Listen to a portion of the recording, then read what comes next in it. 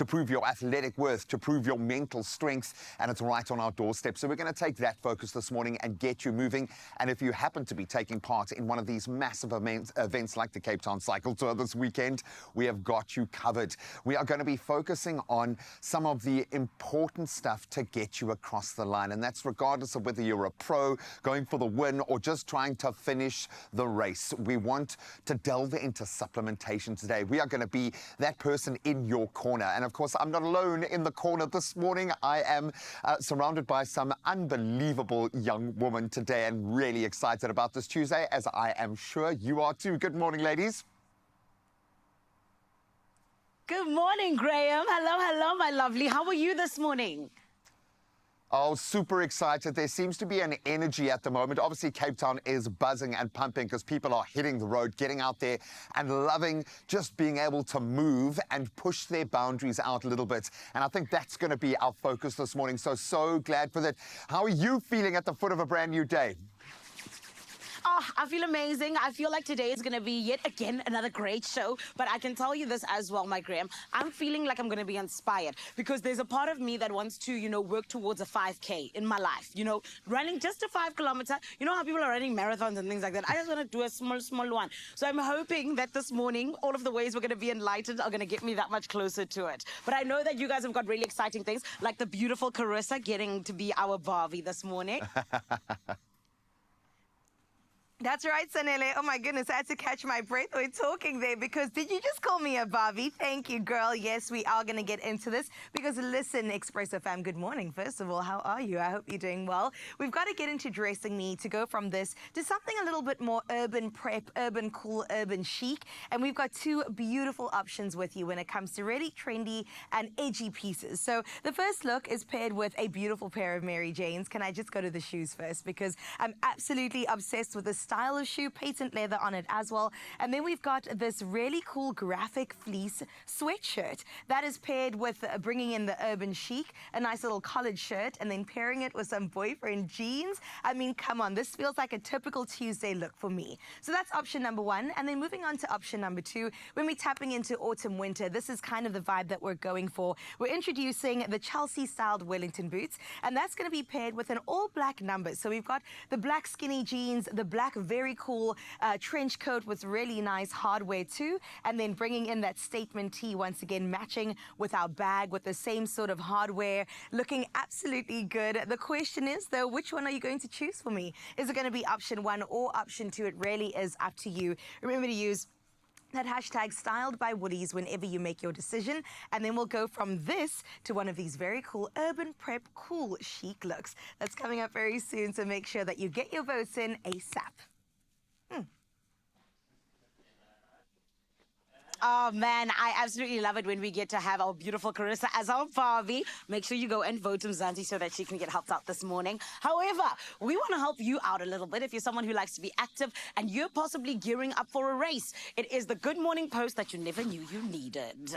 Now, look, for me, I do know that every single time I see my friends who are gearing up for a marathon or anything that really is intensive when it comes to them just pushing their bodies, they always have the best ways to prepare. And this is why we want to know, when it comes to race prep, how do you absolutely get ready and make sure that you've fueled your body enough, fueled yourself enough, mentally even, to be able to take on this incredible challenge? Make sure you send through a voice note 0634088863, and also hit us up on all social media platforms with hashtag Expresso Show as we get into the Good Morning Post. Right now, it's time for us to get up to date with what's happening all around the world. Here's Carissa with the news headlines. Thank you, beautiful Zanele. Let's get into it. 4 minutes after 6 o'clock, let's start with your national news first. The Hawks have confirmed that they are investigating 4 treason cases against organizations accused of spreading misinformation in the U.S. about South Africa's Expropriation Act. Now, complaints were filed by various groups alleging that these organizations misled U.S. President Donald Trump about land expropriation. Trump has accused South Africa of human rights abuses against white farmers. Now, Hawks Chief General Godfrey Lebeya stated that if sufficient evidence is found, action will be taken. Lebeya emphasized careful evidence collection during the investigation's initial stage. In other national news, the chairperson of the Portfolio Committee on Cooperative Governance and Traditional Affairs, Zweli Mkhize, says he opposes any increases in the VAT rate. And this follows the postponement of Finance Minister Enoch Godongwana's budget speech last month due to cabinet disagreements over the proposed VAT hike. Mkhize, speaking at a media conference, expressed support for SARS Commissioner Edward Kiswetter, who also opposed the proposal. Mkhize emphasized that raising VAT would negatively impact poor people and called for an investigation into SARS' proposal to improve revenue collection. In your international news making headlines, the United Nations World Food Programme, or WFP, is closing its Southern Africa bureau due to funding constraints. This as the region faces a severe El Niño-induced drought. The U.S., which contributes nearly half of the programme's budget, has slashed foreign aid under President Donald Trump's, quote, America First agenda. The WFP did not specify the loss, but regional spokesperson Thomson Peary noted that donor funding is now constrained. The WFP will consolidate its operations in Nairobi, aiming to maximize resources for frontline teams without affecting operations in southern Africa. Meanwhile, President Donald Trump confirmed that 25% U.S. tariffs on imports from Canada and Mexico would take effect today.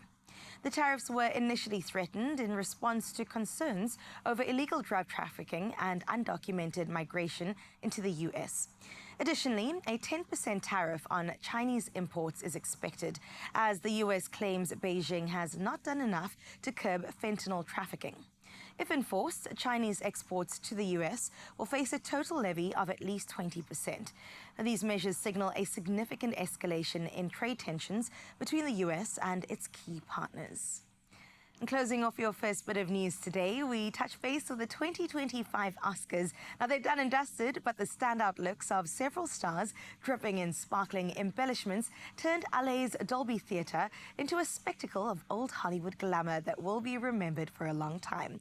Selena Gomez sunned in an off-the-shoulder Ralph Lauren gown adorned with over 16,000 glass drops and hand-sewn rosamine crystals. Now, crafted by 12 Italian artisans, it featured an airbrushed pink ombre finish that shimmered with every move. Now, Doja Cat mesmerized in a custom Swarovski gown, glistening with over 1 million crystals for the Academy's James Bond tribute. Lily Rose Depp's plunging Chanel halter dress boasted 191,000 embroidery elements, while Ariana Grande's Schiaparelli masterpiece sparkled with 190,000 crystal sequins and rhinestones, epitomizing red carpet brilliance. The stars are definitely among us. Well, that is where we leave your news. But speaking about stardom, let's touch down with the world of sports with Gray.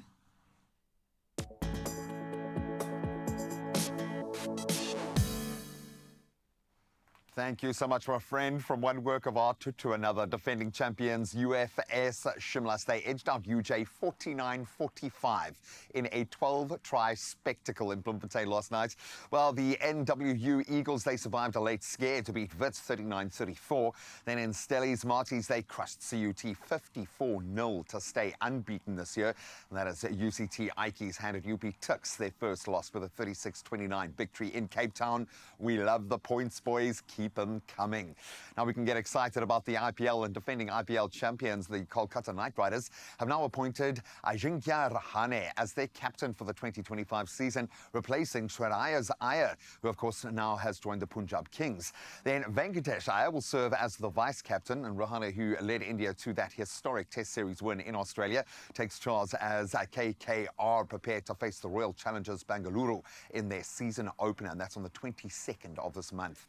Now, some exciting news for one of our own, and we couldn't be prouder. Benny McCarthy has been appointed as Kenya's new head coach, finalizing a deal that's been on the table since December of last year.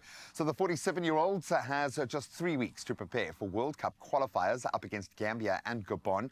Assisted by Vasily Manosakis and Monib Josephs, McCarthy aims to revive Kenya's campaign as they sit fourth in Group F, now 5 points behind leaders Ivory Coast. Tough job, but he's a man for it.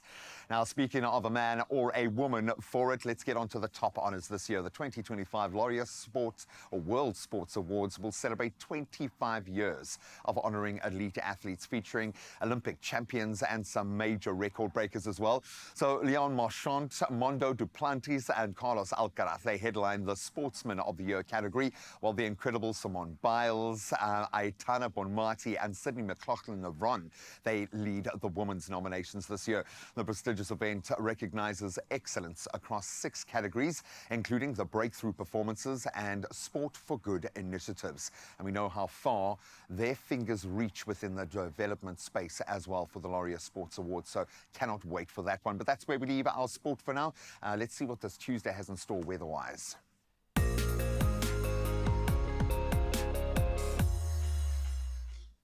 Weather-wise, things have been a little bit hectic around the country, but the South African Weather Service is keeping us up to date, and we're keeping you up to date. They've issued a yellow level 2 warning for severe thunderstorms, expecting excessive lightning and heavy downpours over the southern high ground of Namakwa District, the Beaufort West and Prince Albert municipalities in the Western Cape, northern parts of the Eastern Cape, Southern Free State, Western KZN and the southern escarpment of Mpumalanga. These areas may experience severe thunderstorms. Meanwhile, the Cape Winelands District Municipality has contained a fire in the mountains near Kalmore, Stellenbosch. No property was lost and crews remain on site to ensure the area is safe. Please make sure you take caution where you need to, because we always want you to be all right. Speaking of more than all right, I absolutely love it when we get to see your side of life when it comes to that beautiful sunrise view. And this morning, Ken from Kai Mouth in the EC, baby. I love this. This is absolutely stunning. It is the orange mixed with the red, mixed with just absolutely every single part of this picture that makes me just gasp. I can't believe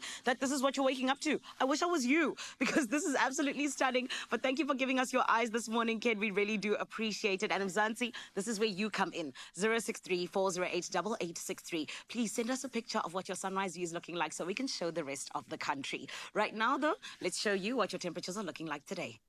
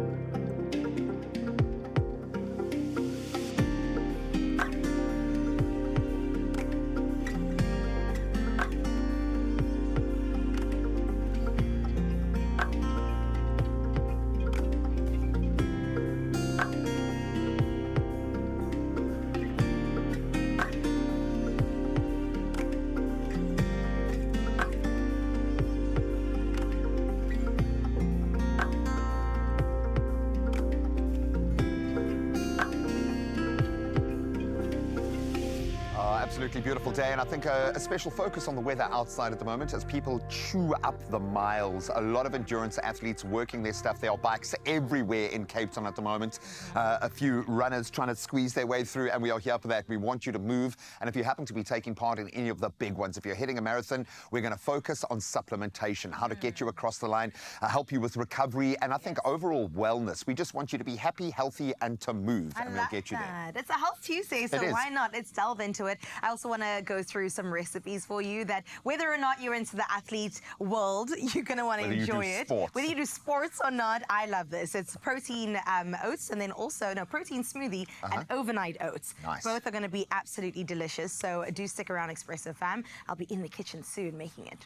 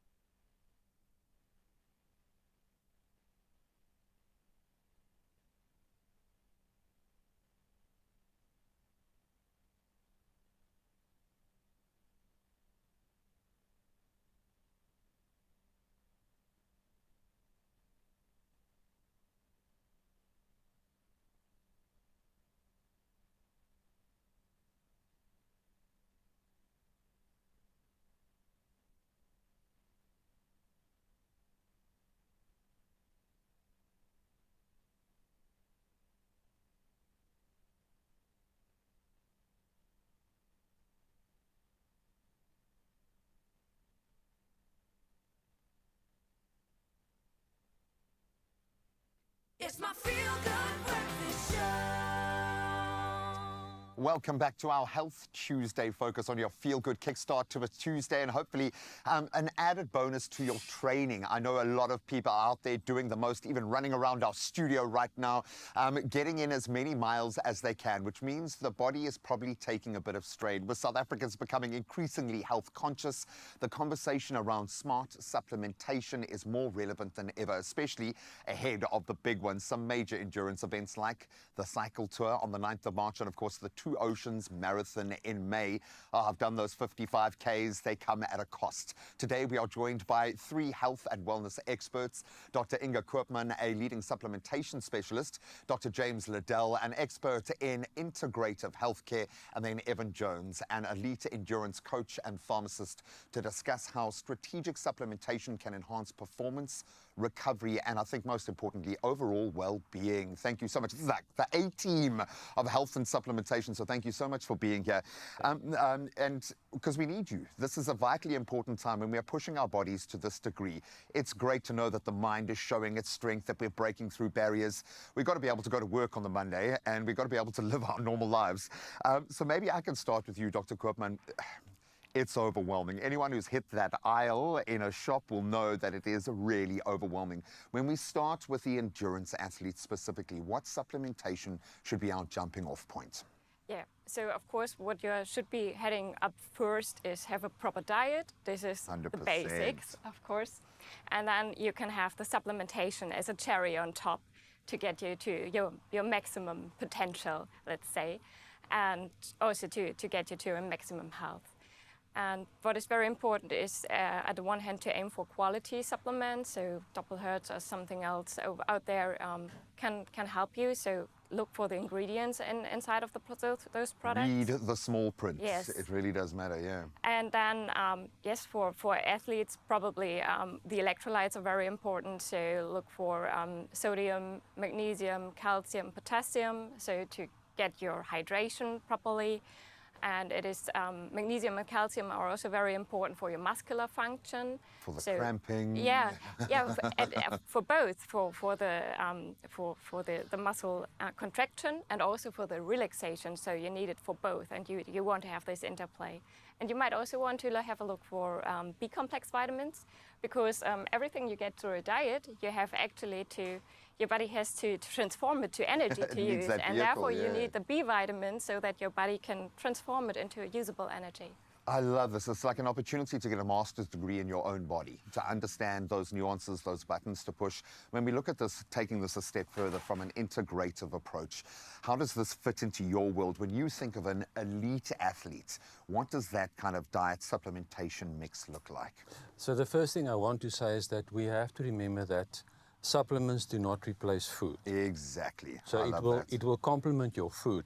But I think it's also very important that when you look at the food aspect, if it's possible, to go organic, because you have at least 5 times more nutrients in organic food.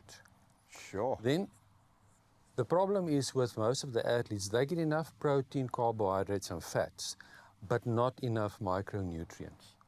And that's where I want to put my emphasis on today, is that people need more micronutrients, the vitamins and the minerals. What's the best way to take that in? Is it a supplementation, or do we look to food first? So I do believe that you should supplement. We all should supplement, because our soil is nutrient deficient, so our food is nutrient deficient, and most people that I have contact with do not go organic. I obviously educate people to go more organic, but of course it's a long process. But so a good A to Z supplement, from your vitamin A's to your zincs, a slow release or sustained release is always a better option, because then you utilize all the nutrients in your tablets. For sure. Then additionally for athletes, always extra magnesium, extra calcium, because as Inga said, the magnesium is important in the muscle relaxation, the calcium important in the muscle contraction, but then vitamin D is so important, because vitamin D can lower your blood pressure rises when you exercise, and of course vitamin D is also very important in the heart functioning, and of course when you exercise a lot it will affect your immune system. Completely. So, and vitamin D is so important in your immune system. And then do not forget about the probiotics. I love probiotics, and I think we all should supplement with probiotics. Because if you stress, it will affect the colonic flora in your gut. So put back the good guys, because they affect your immune system, your Let the digestive body system, do the job that and it's your meant to do. endocrine system. So, okay, so Doc, you basically called us all out on absolutely everything, and I love the fact, we're moving towards something that is more sustainable. Organic also means probably closer to me from a farm over there. I love the notion of that. You've done this, Evan. You've been there. You have won triathlons. You've tested out every theory that you have, I would imagine, within yourself. What are some of the common mistakes endurance athletes make? And I would imagine there are a couple of hurdles that you come across. What are some of those big ones? Absolutely. One of the most common mistakes is lack of sleep. With a busy lifestyle and long training hours, sleep is absolutely essential for recovery. What they have said as well is the micronutrients, the macronutrients. So your macronutrients are your big ones, your carbs, your proteins, your good fats, your essential fatty acids and so on, like omega-3. Way more important. Saturated fats is a big mistake a lot of people make. South Africa, we have a saturated fat-rich diet traditionally. Not a great idea. I love my red meat and my fatty lamb chops, but you've got to keep it to a minimum. Balance. Absolute balance, yes. So the mistakes, very often, I tell all the athletes I've coached in the past, get out of your own way. That's the biggest obstacle to success, is get out of your own way. And they sometimes have to sit back and analyze it, and that's where I would step in and help. What they've said is absolutely crucial, your electrolytes.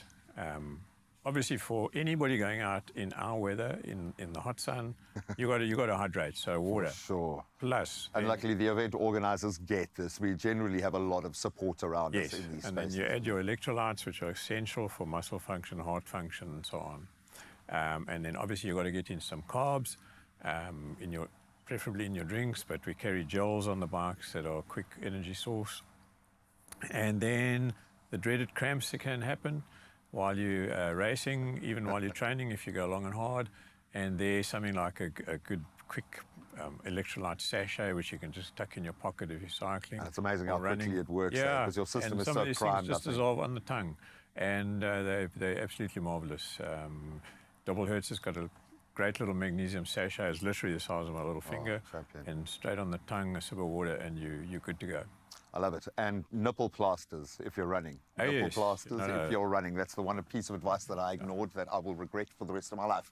We're not letting the superstar panel go anywhere. We're going to delve into repairing that body, what supplementation we need to focus on to help recover after we've taken in the miles, eating them up, going long and hard. As you said, I love the fact that, yes, South Africa is moving, but we want to make sure that we look after our bodies while we do it. Part 2 on the way. Definitely looking forward to that part 2 coming up very soon. But right now it's time for Pharmacy of the Week, where we celebrate the dedicated professionals shaping healthcare. And this week we shine the spotlight on Arinel Cynical Pharmacy in the Free State, proudly brought to you by Adcock Ingram OTC, sponsors of Brave. Our pharmacies are on the front line of healthcare. This is Pharmacy of the Week. Well, I live here in the community, first of all. I'm part of the community. I've been in Senegal for a very long time of my life. That's why I love to serve the community of Senegal. You got to look after yourself. And me being a pharmacist, I'm in a unique position to help people to care for themselves. With over-the-counter drugs, when they come in for flu, it's easy to help them. So that's a privilege. Well, Brave means to me, going back to COVID times, because that's when it was initiated. We were here. I mean, this town was dead. The only place that was open was the pharmacy, the doctors, and the places where people can buy food. And I can remember the first COVID patient I treated or had to do a prescription for. It was tough, because this COVID thing is in your face and you don't really know how to handle it. So you had to be brave. Pharmacy of the Week, proudly brought to you by Adcock Ingram OTC, sponsors of Brave. Carenza Parisi, proudly brought to you by Adcock Ingram OTC, sponsors of Brave.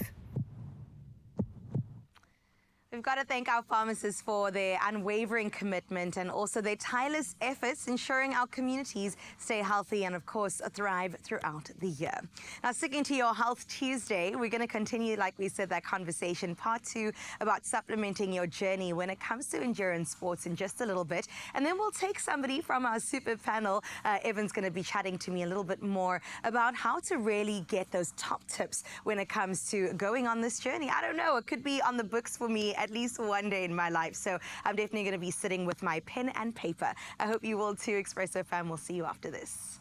Only you can make my day.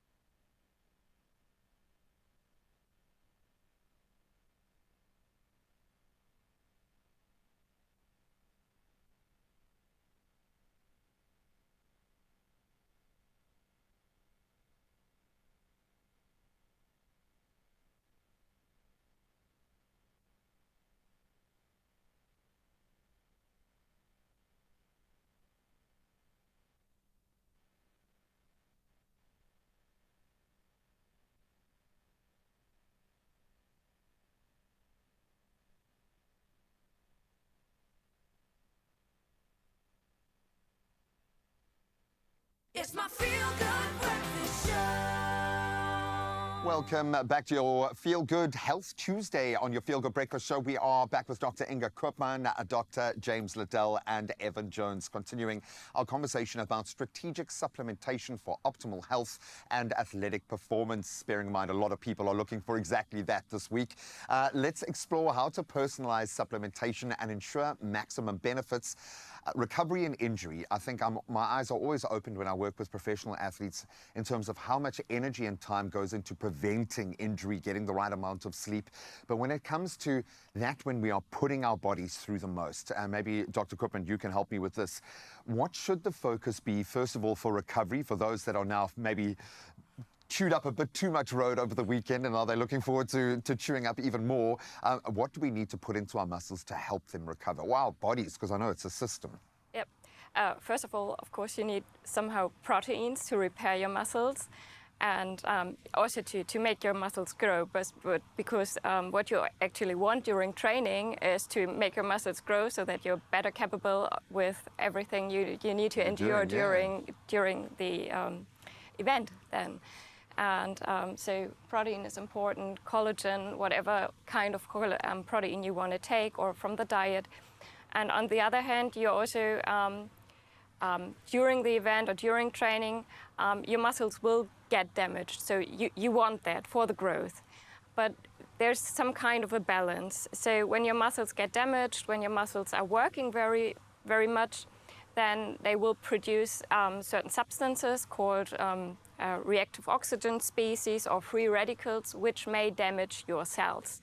And your body has countermeasures against those, so endogenous antioxidants, but you need to keep them at balance. And if you're working very, very much, then you might also want to pump up your levels of antioxidants. And then you might want to have a look for vitamin C, vitamin E. We might also talk about the omega-3 fatty acids. They can be used as precursors for anti-inflammatory substances in your body.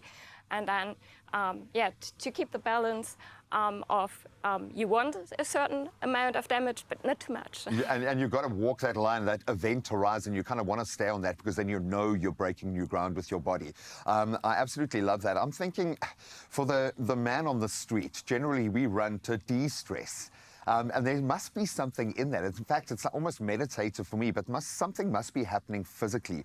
If we are stressed out, if our body undergoes prolonged stress, what does that do to our ability to be able to absorb nutrients, to be able to take vitamins in? Because I feel like my immune system is compromised if I've been stressed for a long period of time. But what is that in reality? So stress has a major effect on the body. First of all, it will suppress your enzyme secretion, so it will mean that you absorb less and you digest less. It can also cause a leaky gut, which means you can develop food intolerances, which again will affect digestion and absorption. Then when you are stressed, you need more nutrients, but now the nutrients are not well absorbed. But then also at the same time, there's less blood flow to the stomach and more to the brain. Again, so less blood flow, less digestion, less absorption. And then often people will change their diets because they're so stressed and angst. Yeah, they will eat the fast emotional food quotient kicks in, with very low nutrients. So that change in habit also has a major effect on the nutrients available to the body. So how can you combat this? Well, first of all, exercise. Yeah. But then meditation is crucial. You know, meditate at least once a day or twice a day, preferably twice a day for 20 minutes, heart-brain coherence. And if there's time at the end, maybe I can just explain a little bit more about heart-brain coherence. We can do a little exercise here. And of course, we have to put all these things together to have a holistic approach to stress management. It doesn't help just to take tranquilizers, whether it's homeopathic or allopathic, rather to when the line's waiting outside the door to come back inside completely. And I love the fact that it takes a step to start that process. If you're wondering how to start a meditation, just even for yourself now, take 10 minutes and list things that you're grateful for. Just do that within your head. You'd be amazed at how easy it is to create that moment of stillness. It is quite daunting for most of us that aren't professional athletes or haven't done a deep dive. Once we do get to that counter, that intimidating counter, we know that, yes, they're the heavy hitters that we all need, but some of us have different needs, different body shapes, different stages of that athletic journey. How do we know what to do for ourselves? Where do we start that kind of journey? In terms of supplementation? For supplementation in particular, what was said earlier, to take a good multivit, an A to Z type supplement, because we are lacking stuff in our diet. But don't overcomplicate things. I like that. I've been in pharmacy for 40 years, and people will buy dozens of products, over-the-counter vitamins, minerals, and they're putting all these combinations together. One needs to be more specific and try and figure out what it is that you need. And their professional advice is crucial. Very often blood tests may be required. You know, you may be short of iron. And there are numerous reasons to be short of iron. B12, folic acid, vitamin C, iron. But if you don't know, you don't know. All So work get the together, test. and if you're short of one, it's not going to work. And of course, for the endurance athlete, or every person, your oxygen carrying capacity on your blood is crucial. And that's your red blood cells, your hemoglobin component. And all those things I mentioned are important there. There are things that can block that. For instance, too much zinc can block copper. Copper is a minute micronutrient that's needed for iron and the others to form the red blood cells. Wow. But zinc can block copper. Now, we were all taking zinc during COVID, or most of us were. Yeah. And a lot of people overdid that, and now their iron levels are affected. Wow. Oxygen carrying capacity is low. So always seek professional help once you've gone beyond your multivitamin A to Z type product. And the added things where you know you need extra magnesium, that because you're sweating a lot, training a lot in the heat and so on. What I love about this is so many areas of our life feel like they're out of control. Just go for the test. Speak to a nutritionist. Speak to a doctor that you have a trusting relationship with. Just get that information about yourself.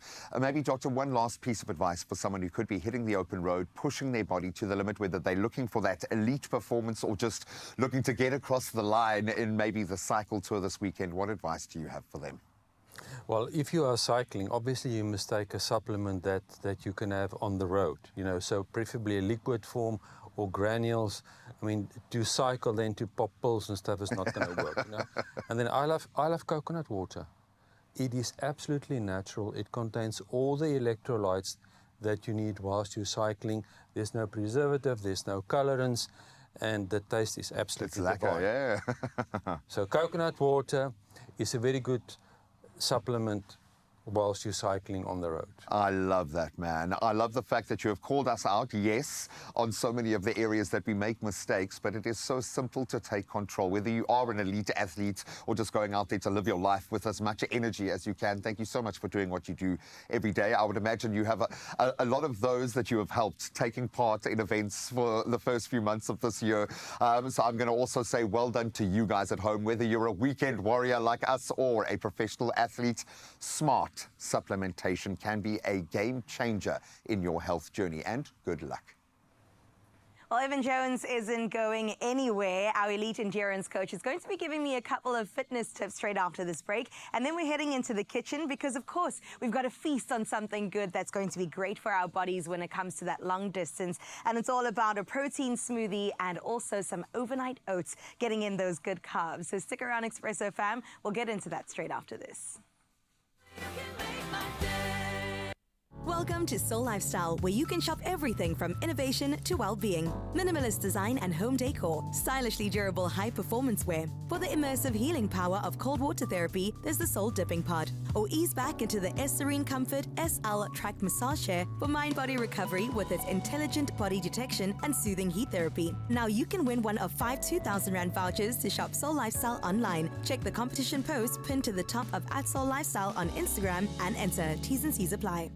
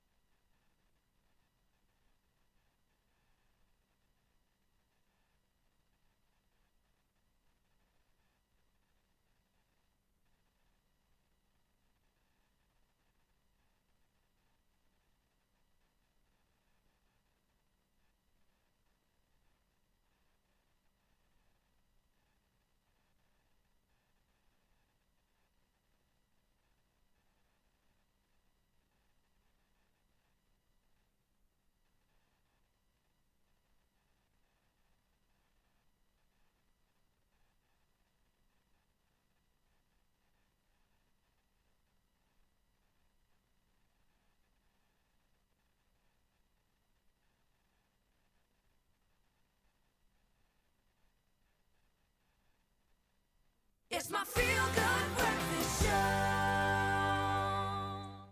Welcome back, Expresso fam. It's so good to have you here on this beautiful Tuesday morning. Listen, it is a Health Tuesday as we're celebrating all things that our bodies are capable of doing, and we want to push them to the limits when it comes to everything that we could do. Now, preventative fitness isn't just about training harder, it's also about training smarter, and we know exactly who knows all about that. It is Evan Jones. Now, he is a Cape Town pharmacist, but not only that, it doesn't stop there. He's an elite endurance coach and a former South African triathlon champion. And I've been told triathlons is something that only superhumans get into. So I can't wait to get into the details about the breakdown of science behind staying injury-free, for example, and also maximizing performance through smarter fitness choices. Now, these are things that I definitely want to get into. Life is long, we pray and hope for, and we hope that eventually, sometime in this lifetime, I'll be able to maybe test my boundaries when it comes to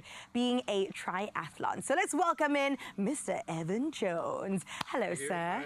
How are you? Very well, thank you. Good, good, good. Okay, so triathlons, can you break that down for me and maybe tell me what goes into even preparing for something like that? A lot. Yep, I could imagine. So triathlons can vary from what they call a sprint distance, which is an 800-meter swim. It's not a sprint, of course, but compared to the long ones, it's a sprint. Yeah. 800-meter swim, 20-kilometer cycle, and a 5-kilometer run. You say that so casually. Oh my goodness. Then you have what's called the standard or Olympic distance, which is a 1,500 swim, a 40-kilometer bike, and then a 10-kilometer run. Wow. Then you go up to your Ironman distances, which was my game. It's a 3.8-kilometer sea swim generally, 180 bike, and then a full 42-kilometer run. And we're talking about in the same day, like one to the other to the other. Wait, Evan, how many hours with like the entire day? Yes. Wow. So my race times would be around about 10 hours. Sheesh. But your top athletes are going under 8. Oh, it's incredible. It's incredible, absolutely incredible. It's so amazing what the body can do once you really put your mind to it, the right supplements like you guys are talking about, and the recipes. But when it comes to maybe some fitness tips that we could get into, I mean, somebody of superhuman status like you, where does one even begin? You begin slowly. Yeah. And build slowly. Big mistake most athletes make, especially newcomers, is to do too much too soon. Right. And they push beyond their limits. And then you get breakdown, you get muscle breakdown, you get injuries. And that's then a big setback. Of course, Even yeah. a simple injury can set you back 6 weeks. A major injury can set you back months. Yeah. It can become chronic. So it's really a case of just adding small amounts incrementally. Okay. Well, I hope you can show us a little something today. I mean, we're both in our fitness gear. Can we do a little warm-up, a little 1-2? I'm excited, Expresso fam, you can join us on this journey as well. I mean, since we have Evan in studio, we might as well. Could you maybe show me some movement or something to prepare yourself for maybe getting on a bike or heading into open water? Sure. So for swimming, obviously, you need to loosen up the shoulders. Okay, there's various stretches you can do. You know, this type of thing. And bring it across because your shoulders get really tight on both sides. And then there, and a lateral stretch to the sides. Oh, that feels both sides. nice. Yep. Because, of course, swimming, you use your latissimus muscles a lot. Triceps, and then the biceps. Your neck can get extremely stiff and sore, so neck mobility is important. You know, just a gentle push. I'm no stretch expert, believe me. I'm only doing what I was. What you do. Yeah. So, you know, just gentle stretching. A little bit of a stretch on the neck. Both sides. Cycling, especially in triathlon. In triathlon, this is a road bike setup. Wow, this is incredible. Triathlon, you will have tri-bars that extend, and you are in that position. Right. The entire time. Ironman for like 5 hours. Your back gets extremely stiff and sore. Your rear muscles, your hamstrings, your calves can get extremely stiff. So there, a general mobility workout is good. Yoga is incredibly good. Yeah, I love some yoga. I'm not a yoga expert by any means. Consult the experts there. Right. It's an easy way to get into stretching. We can never forget the lower body. Yeah. Do you do any step forwards? I don't know what the official names are. Yes. You know, some stretching, some lunges. For stretching a back, I would lie on my back, bring the legs back, knees tucked in on a soft surface, obviously. Yes, of and then just gently rock from side to side, because that just very gently loosens up the muscles. That's incredible. Running, also the rear muscles can get extremely stiff and sore. And for all this, you need a strong core, an absolutely strong core to keep you in the right position. Yeah. Because if you start fading, especially towards the end of the race, and you're getting tired, you start slumping because you don't have a strong core. Right. Now you're putting more pressure on muscles that are already the rest of your overextended. Body. Yeah. Oh, incredible. Congratulations again. I mean, your life's work is something to be marveled at, which we have been doing throughout. So thank you, Evan, for joining us today. And we're going to treat you because we're going to make something delicious in the kitchen. I mean, all the hard work that he has done, he definitely is deserving of something good. From overnight oats to protein shakes, Graham's got something special for you. Gray, what's going on there? Mark it overnight with water. I'm getting a masterclass from Dr. Liddell when it comes to race day, what you eat before and after. And yes, what you supplement during can make a big difference in your performance and recovery. The right fuel helps boost energy, it improves your endurance and supports vitally muscle recovery.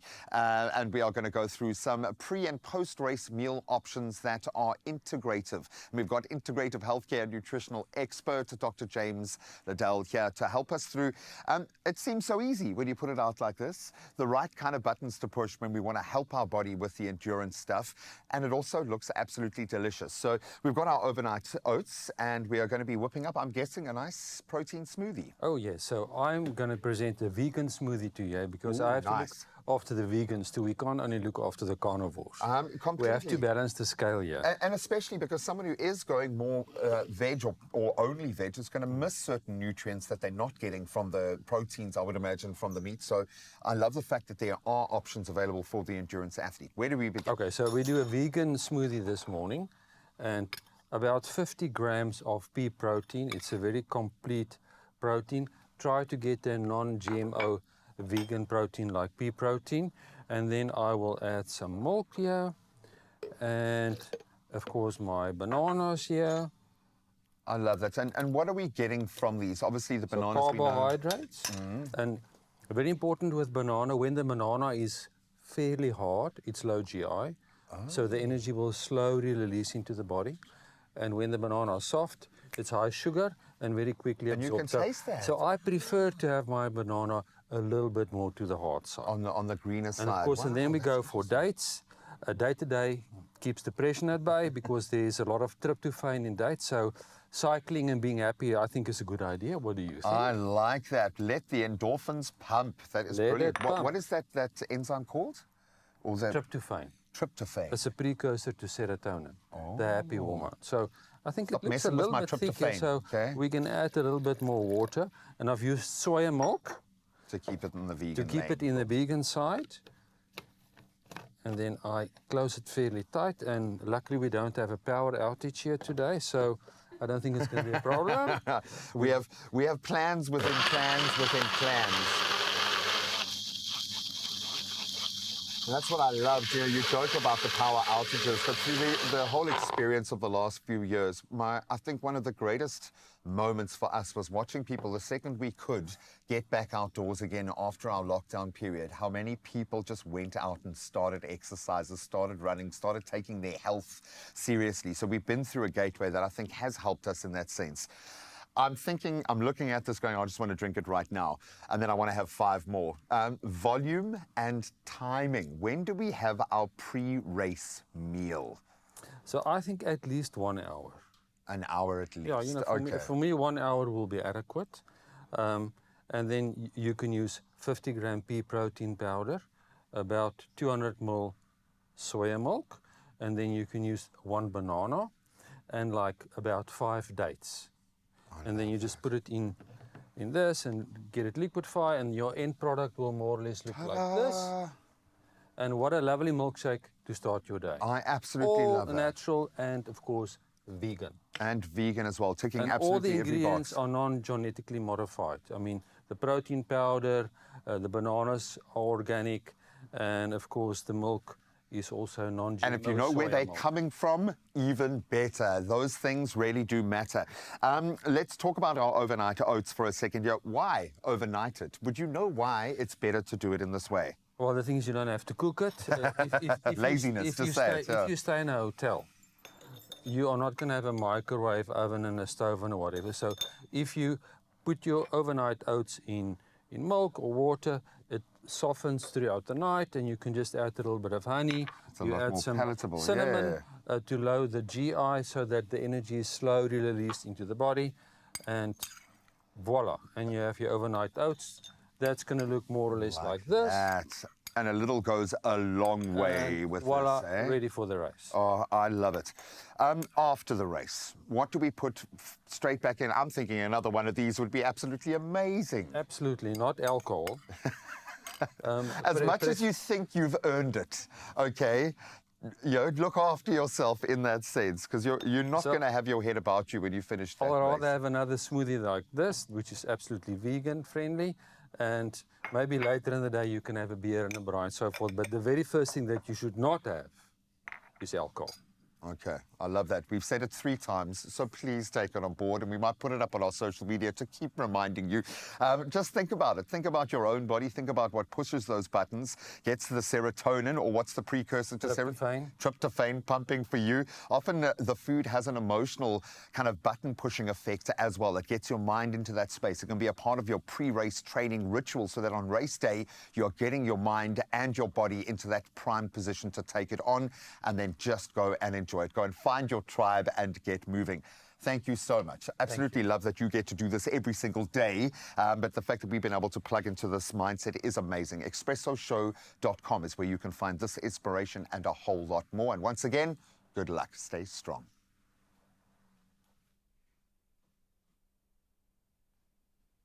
Oh, I said I was looking for inspiration, and this is exactly where you find it, honey, on your Feel Good Breakfast show. I love this. And the great thing is that there's still so much more of it coming up right here on S3. What else is coming up, though? I love the fact that we can always say again and again, no DNA, just RSA, because South Africa has a historic bronze win in indoor hockey that we are going to be celebrating. And then we're going to be celebrating the fact that the beautiful Carissa is #styled by Woolies, #styled by you, because you had to choose between two outfits, and the winner is coming up in a little bit. We're going to get into it on a whole lot more right here on your Feel Good Breakfast show.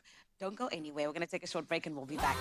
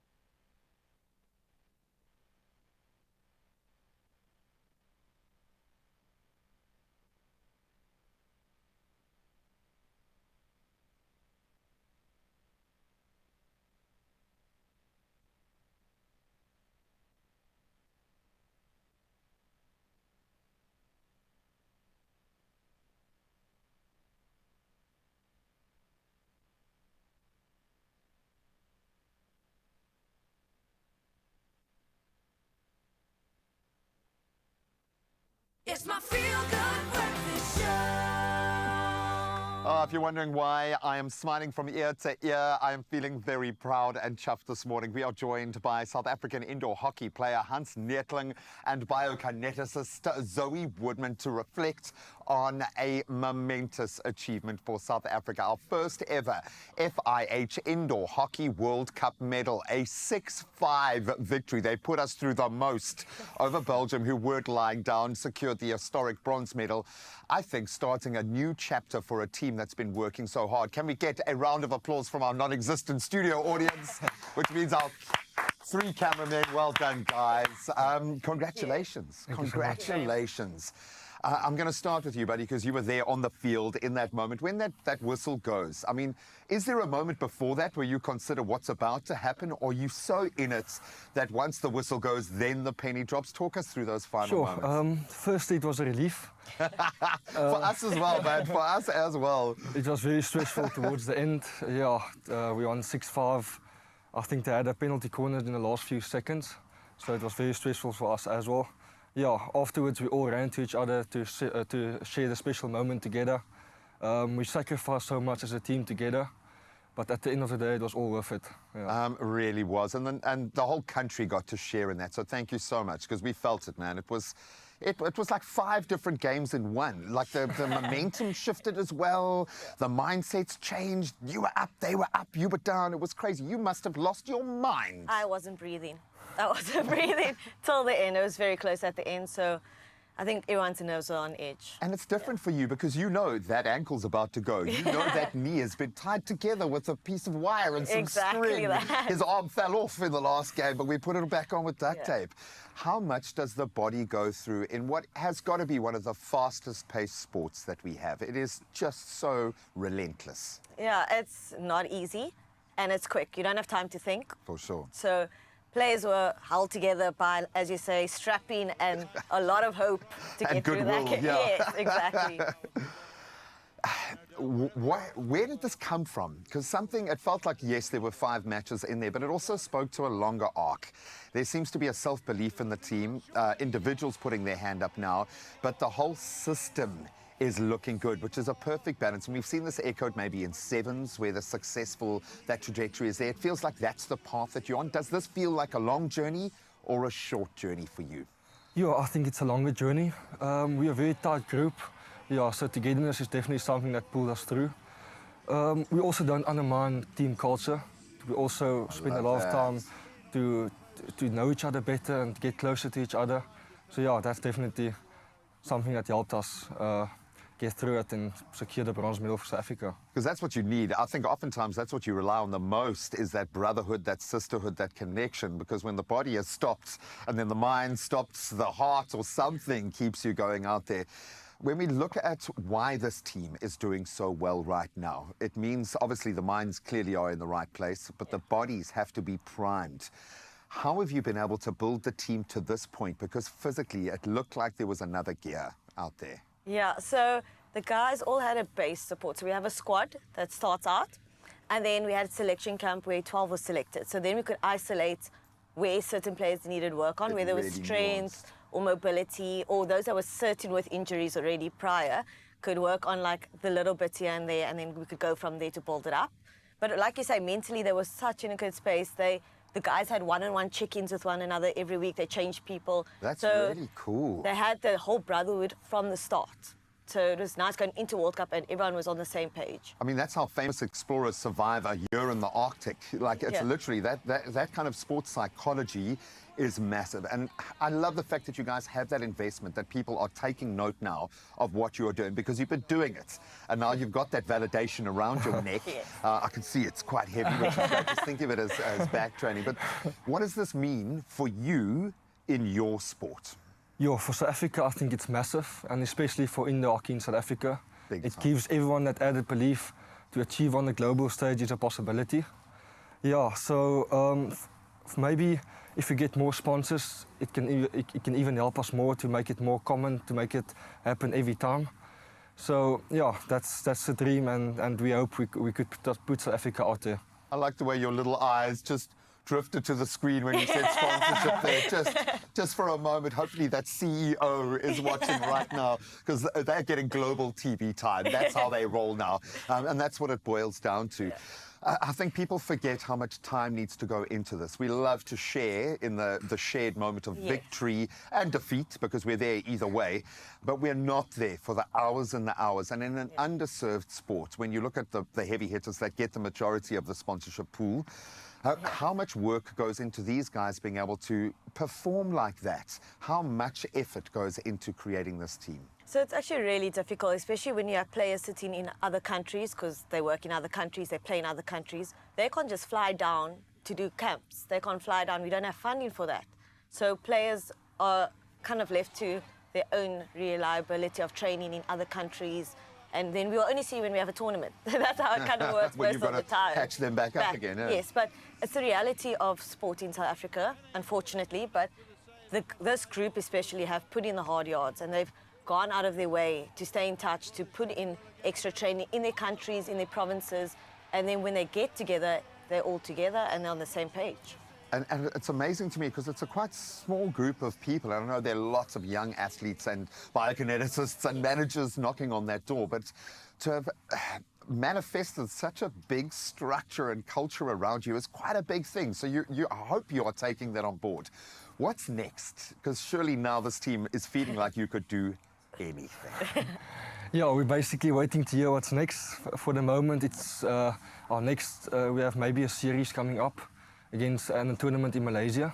So that's next, and we always play it at the end of the year in Corsi Cup in Cape Town, where we play against 5 different countries from around the world. Nice. So yeah, that's the next World Cup's only in 4 years' time. It's a new system now. It's a new personnel that's coming on board. So we can't wait for the future. Oh man, well, we can't wait for the future after what you've given us. No mean feat. Absolutely amazing stuff. Just that game on its own kind of encapsulated the entire tournament. So congratulations. Thank you for putting so much into what you do, and enjoy, man. You're allowed to wear medals for the rest of the day. The guys have been. It's like your sash. If you win a Miss SA, you can wear it for the year. That's how it works. I think it's even written on the back of the medal. I'm just so unbelievably proud of this team. And when we say team, everyone that's a part of that ecosystem, it's not lost on me how much it takes to achieve on that level with the kind of support that they have every day. It's all on them. So thank you so much for representing what you do. Well done. Ladies and gentlemen, from our 4-member studio audience, can we get another round of applause? Oh, well done. As we usher in that 7 o'clock news, the top of the hour has just been hit. Let's start out nationally, where the trial into the disappearance of Jocelyn Smith more than a year ago began yesterday in Saldanha Bay, following community members to attend. Jocelyn's mother, Kelly Smith, her boyfriend, Jacqueline Buta Apollos, and his friend, Stefano van Rijn, face charges of kidnapping and human trafficking. Now, all three pleaded not guilty. If convicted, they could face life imprisonment. The state alleges Smith planned to have her children taken or sold and was handed money by an unknown woman just before Jocelyn vanished with her mother in a white vehicle. The trial continues today. In other national news, the Hawks have confirmed that they are investigating 4 treason cases against organizations accused of spreading misinformation in the U.S. about South Africa's Expropriation Act. Complaints were filed by various groups alleging that these organizations misled U.S. President Donald Trump about land expropriation. Trump has accused South Africa of human rights abuses against white farmers. Now, Hawks Chief General Godfrey Lebeya stated that it is sufficient evidence, or if sufficient evidence is found, action will be taken. Lebeya emphasized careful evidence collection during the investigation's initial stage. In your international news-making headlines, the second stage of Gaza's ceasefire appears in jeopardy, raising fears of renewed war. Now, Israel, backed by the U.S., has halted humanitarian aid to Gaza, insisting Hamas accept a new deal. Egypt and Qatar, key mediators, condemned this as a, quote, flagrant violation, end quote, and accused Israel of using food as a weapon. Israeli Prime Minister Benjamin Netanyahu claims a U.S. convoy proposed extending the first phase ceasefire for 50 days, covering Ramadan and Passover, with Hamas releasing half of the remaining hostages. Hamas rejected this as an Israeli ploy to avoid second phase talks. Meanwhile, the United Nations World Food Programme, or WFP, is closing its Southern Africa bureau due to funding constraints. This as the region faces a severe El Niño-induced drought. The U.S., which contributes nearly half of the programme's budget, has slashed foreign aid under President Donald Trump's, quote, America First agenda. The WFP did not specify the loss, but regional spokesperson Thomas Peary noted that donor funding is now, quote, constrained. The WFP will consolidate its operations in Nairobi, aiming to maximize resources for frontline teams without affecting operations in Southern Africa. And to close up your 7 o'clock news, we look at James Harrison, known as the man with the golden arm. Now, he has passed away peacefully at the age of 88 last week. After receiving a life-saving transfusion at the age of 14, the Australian began donating blood at 18, never missing an appointment for 6 decades.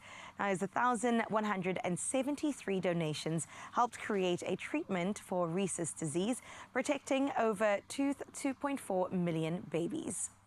Harrison's rare anti-D antibody was instrumental in preventing serious pregnancy complications.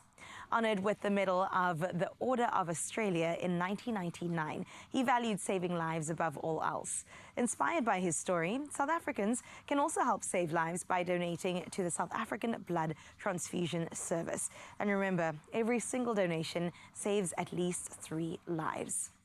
I hope you'll put that on your agenda coming up this month. For now, though, let's head into the world of sports with Graham.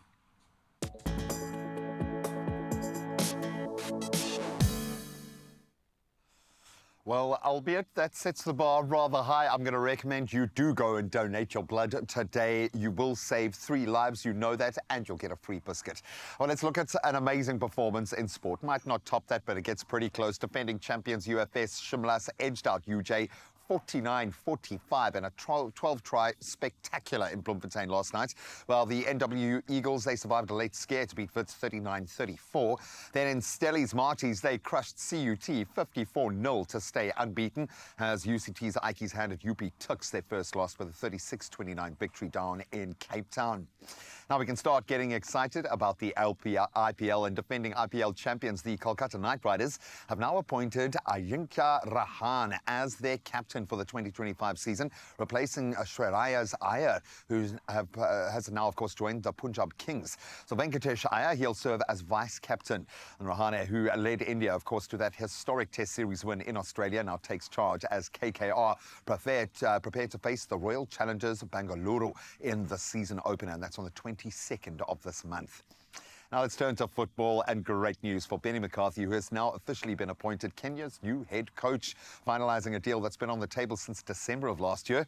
The 47-year-old has just 3 weeks, though, to prepare for World Cup qualifiers up against Gambia and Gabon. That's why he's been brought in. He'll be assisted by Vasily Manosakis and Monib Josephs as well.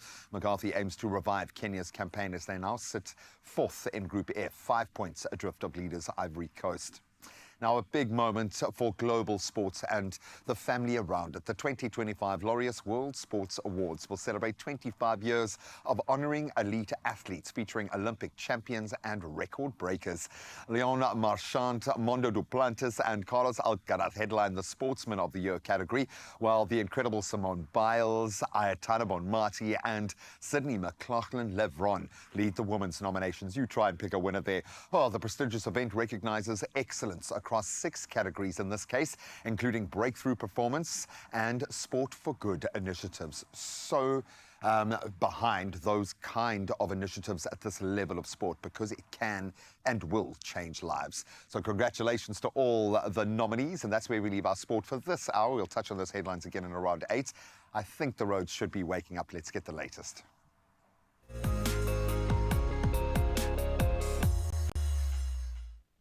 Yes, it's the latest in traffic, and this morning I'm going to ask you to please make sure that you are super careful on the roads, Mzansi. Let's start off in KZN Durban. There are minor delays that are expected due to a stationary minibus on the N2 northbound at Earbia Klute interchange. The right lane is closed, so please stick to the left-hand side of the road if you are using this affected route. Then over in Gauteng Midrand, there's heavy congestion along the N1 southbound before Olifantsfontein Road. Delays are expected as a result of slow-moving traffic over there, so please do make sure that you plan your route accordingly. We'll keep you up to date with anything else that is happening. For now, things are not too hectic. Let's keep it that way, shall we? Let's check out now, though, what's happening with your weather.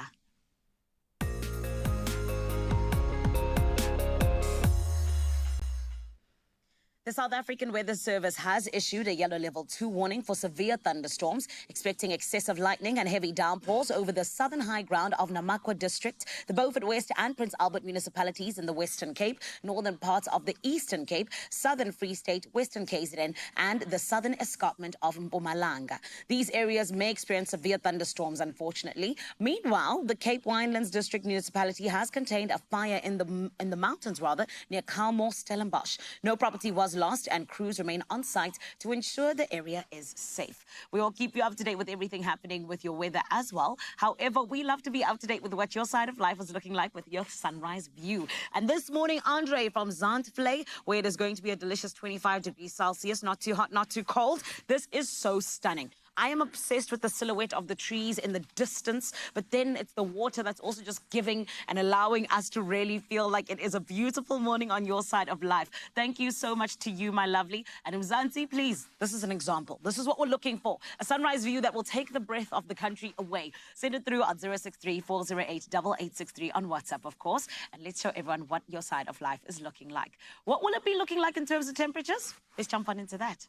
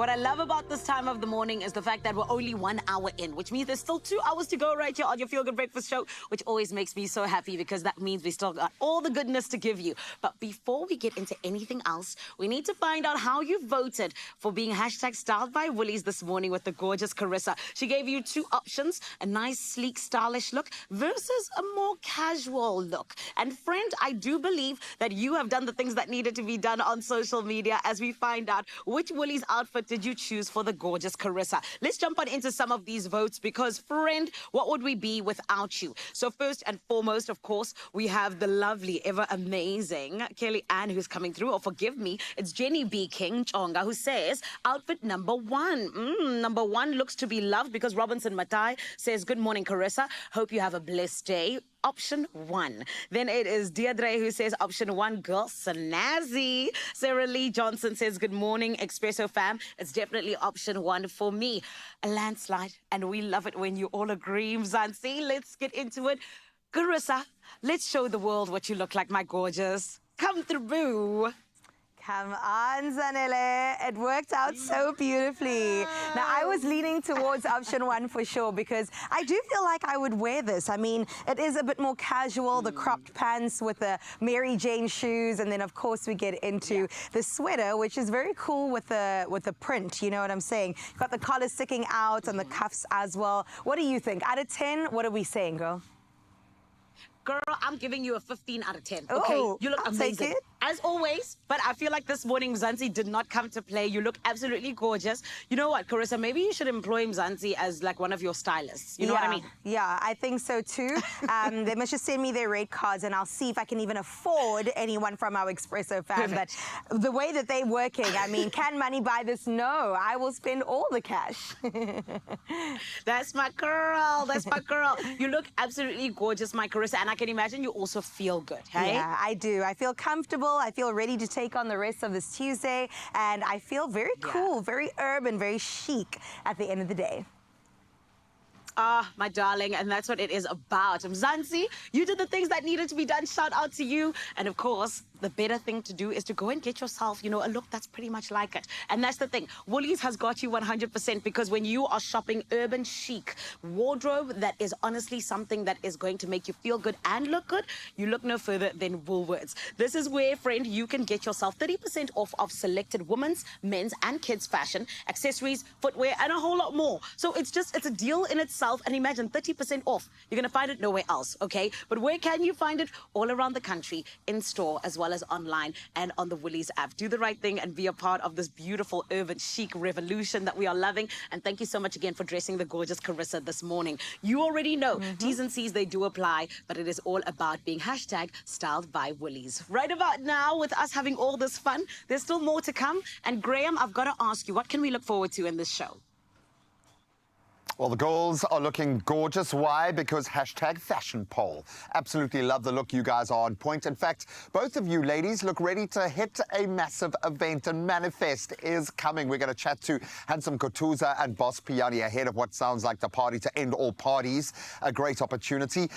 Then one of our favorites, Abby, is going to whip up a hearty and very rustic caponata recipe. I don't know what that is. We will find out in just a moment, but knowing Abby, it's going to be feel good, it's going to be comfort food, and it's going to be delicious. Stick around.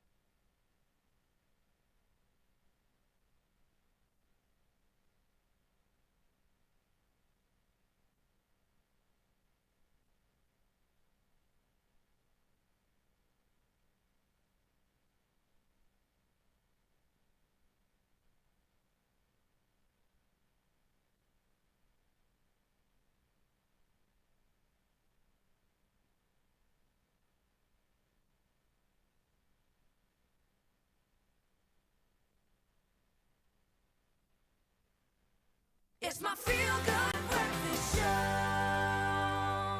Welcome back, Mzansi. You are, in fact, on your Feel Good Breakfast Show. And you know, every single morning we bring you only the most amazing guests to truly make you feel good. And this time, I tell you this, the SABC1 family is doing the most because they've come together with Trend ZA to bring us what we are calling the Manifest Festival. It is something that I am truly looking forward to, and you should be as well. And it's something that has also said to themselves, hey, we want to bring together the top 5 most influential acts of 2024, 2025, and make sure that they are on the same stage. And today we get to meet some of these incredible acts that are going to be there doing the things that need to be done. And friend, I'm going to need you to give us a very big welcome to the amazing Boss Piani as well as handsome Kutuza. Sanibonani, friends. Ni righty? Good. That's good. Guys, firstly, it's happening at the Big Top Arena at Carnival City. Are you guys looking forward to it? Yeah, definitely. Yes. Definitely. Ni ready? You're working on your performances? It's gonna be crazy. I love that. I love that. Handsome Kutuza. Man, do they call you Handsome Kutuza because you're handsome?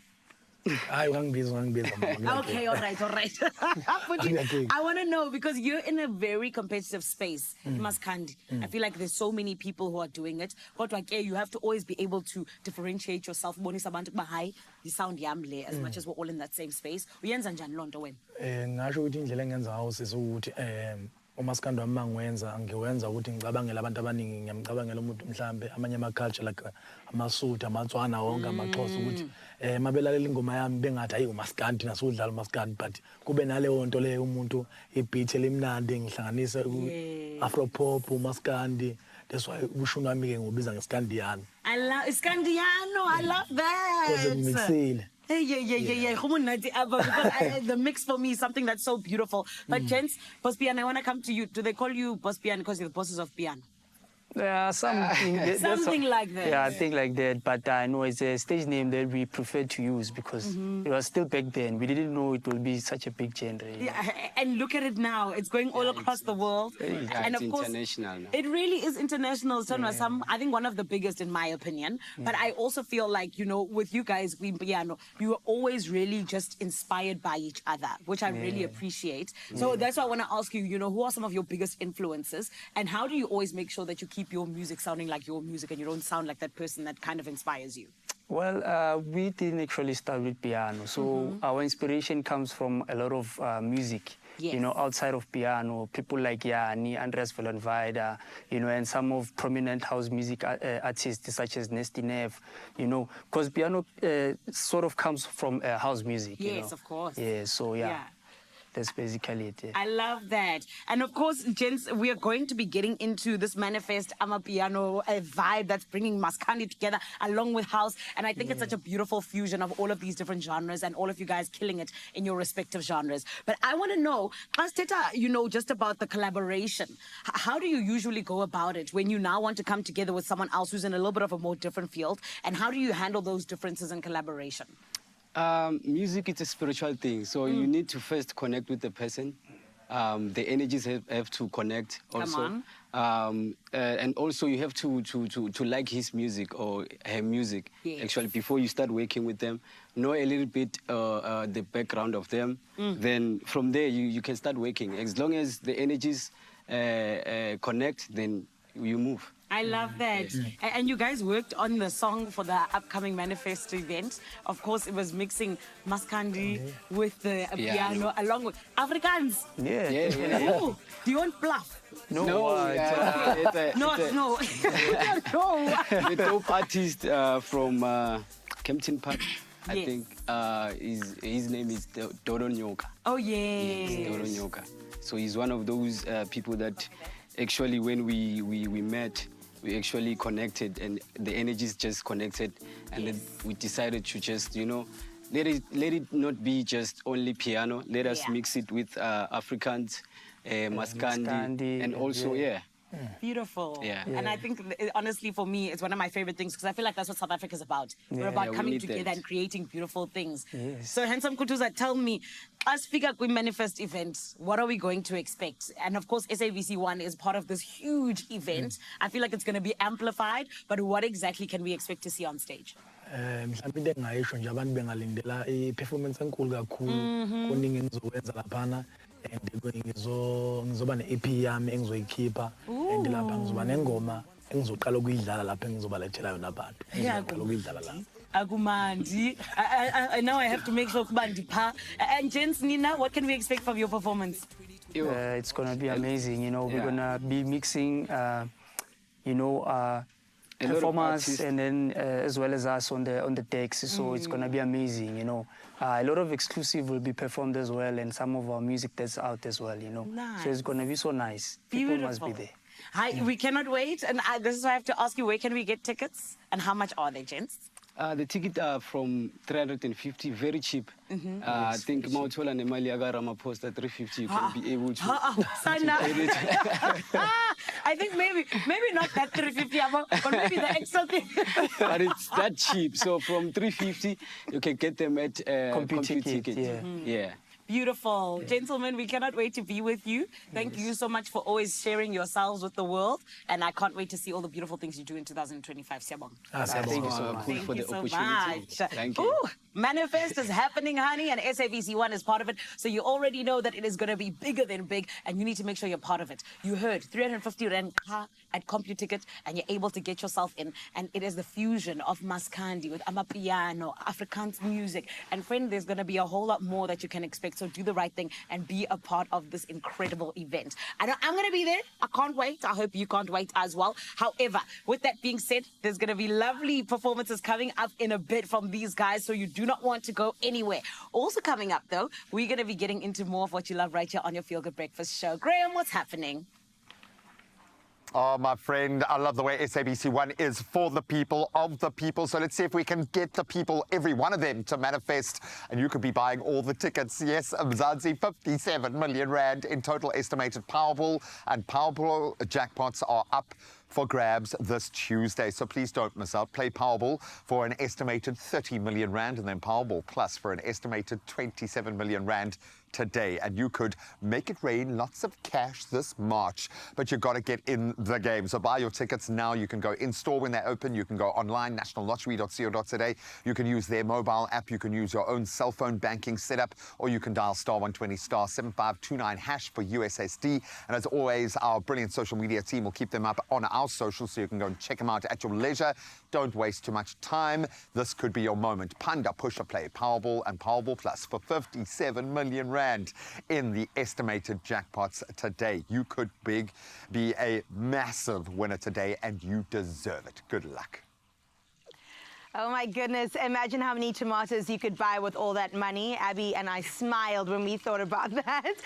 Abigail Donnelly's in the building, and we're going to get into a Mediterranean recipe. It's something that I've never had before, but definitely my kind of flavor profile. It's called a caponata. Caponata from Sicily. From Sicily. Originates in Sicily. Beautiful. And I mean, this T-shirt with a tomato, is that planned or something? I came on theme. I love it.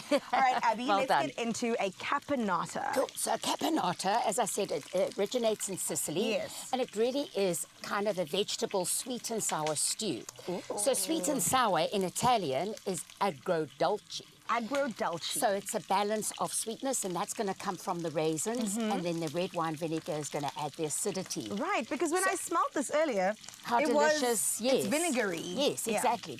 And really, it's something that you can serve on its own. It's kind of like I suppose, the version of a French ratatouille without a little bit of, a little bit of zing. But it really is, it's just those beautiful vegetables and freshness. You know, sometimes I serve it with a roast chicken. Oh, lovely. Or you can do it with a piece of wors, whatever you fancy. Or even some bread, maybe? Yes, ciabatta, beautiful ciabatta, or a nice focaccia. Oh, yeah. yummy. So it's just... And then the veggies that we're getting into, I can hear the onions going. You can hear and you can smell. So I like to do... talking to me. So I like to keep my caponata quite chunky. Yes. But you know, the traditional one is finely chopped. But who's got time to finely chop those onions? Yeah. Nobody. So nice red chunky onions. I'm going to get you to work as well. Yes, I would love to. to. This stew needs lots of garlic. I am here for the garlic. So as you can see, I'm not shy. So if you can just give that a nice pummeling. And then we can... Celery is key. Okay, so we're going to add nice celery stalks. Don't throw away your leaves because we're going to add those and wilt them I was in. wondering. I thought it was basil. It's celery Well, leaves. basil's fabulous, parsley, all those kind of Italian fresh herbs, yeah. Then, the main hero is our brinjals, eggplant, what's the other one? Aubergine. Yes. Yeah. In South Africa, we like to call them brinjal. I see our little culinary wizards behind the scene have bought the new variety, which is like that very striped, I suppose. Yeah. Very interesting. But you can use any. Do they all taste the same? Yes. Okay. Yeah, yeah. And you know, there's that old wives' tale that you need to kind of salt them to bring out all the bitterness. I don't do that anymore. I believe that the varieties now have kind of changed and they don't have that bitterness. Okay. Yeah.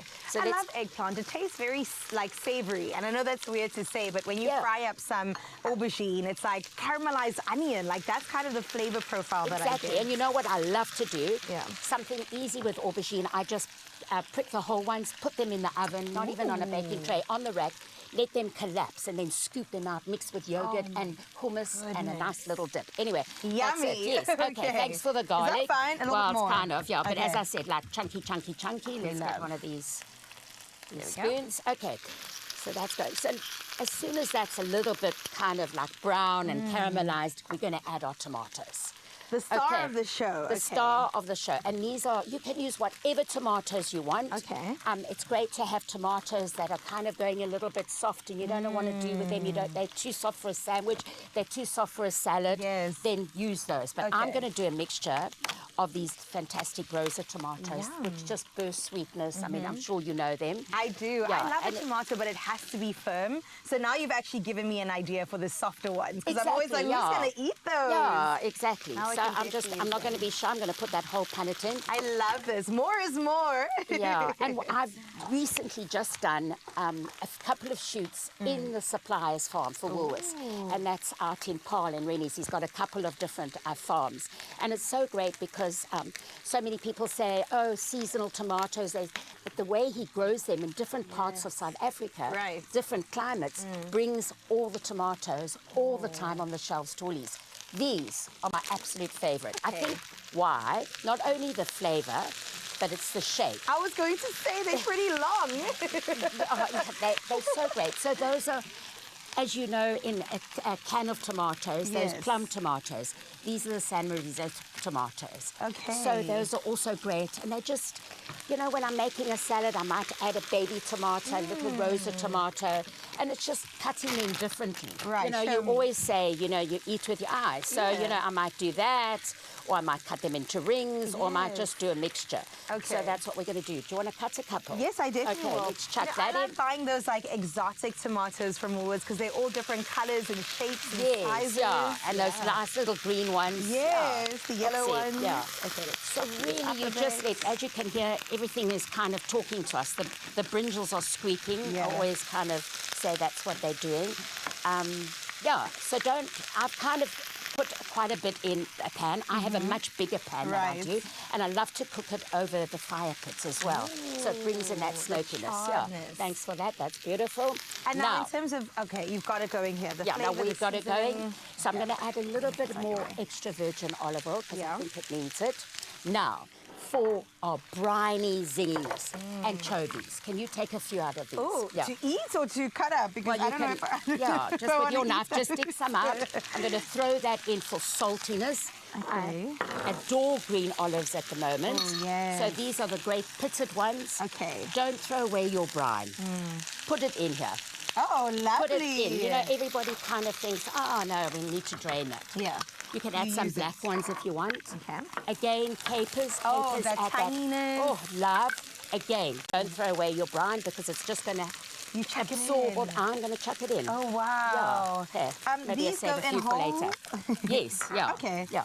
I've only had You're being very safe with your anchovies, Oh, but more, yeah, more. but do more because that is your seasoning. You can salt at the end and season, but the anchovies are the natural sweetness. I've only had them in like a saltiness. Caesar salad. Yes, Yeah. yes. So now, as I said, the sweetness. So you can use cranberries. Traditionally, it's sultanas. You can use raisins, and I've soaked these preferably overnight, so they've gone all nice and plump in sherry vinegar. Lovely. But you can use red wine vinegar as well. Okay. Overseas, traditionally in Sicily, they use a verjus, which is like a vinegar, but it's made from underripe grape juice. Okay. So in those So goes. we chuck that in, we How throw nice. some seasoning in there. We're going to have to rush this along, Yes, Abby. yeah, that's fine. And some then, of your okay, leaves. so let that all collapse. Yes. And it's even better 2 days later. You can serve it cold, you can serve it room temperature, or you can warm it up again. Oh, I Just love chuck that. Okay. all those lovely The things celery leaves are that you going might have in. thrown away. Yes. Basil, Italian parsley, let that wilt in. A little Beautiful. bit more sherry vinegar or red Some wine salt, vinegar. some And what pepper. else have we missed? Some salt? Maybe a little bit more salt because you were very schnoop on your anchovies. And then that's done. We're going to let that collapse, as Abby says, cook down, be delicious. As you mentioned, served on the side with chicken or even some chia butter or focaccia. Beautiful. All you have to do is find this recipe at woolworths.co.za. You can use a bunch of leftovers in your fridge for this too. And do remember that Woolworths is committed to their Farming for the Future program by conserving water, enriching soil quality, and also promoting biodiversity. They help ensure that future generations can continue to grow good quality food. Now you can shop fresh vegetables, salad and fruit at Woolworths. Of course, it's available in store, online and on the app. Happy eating and happy caponata. Delicious. Thank you. Yum. Cool.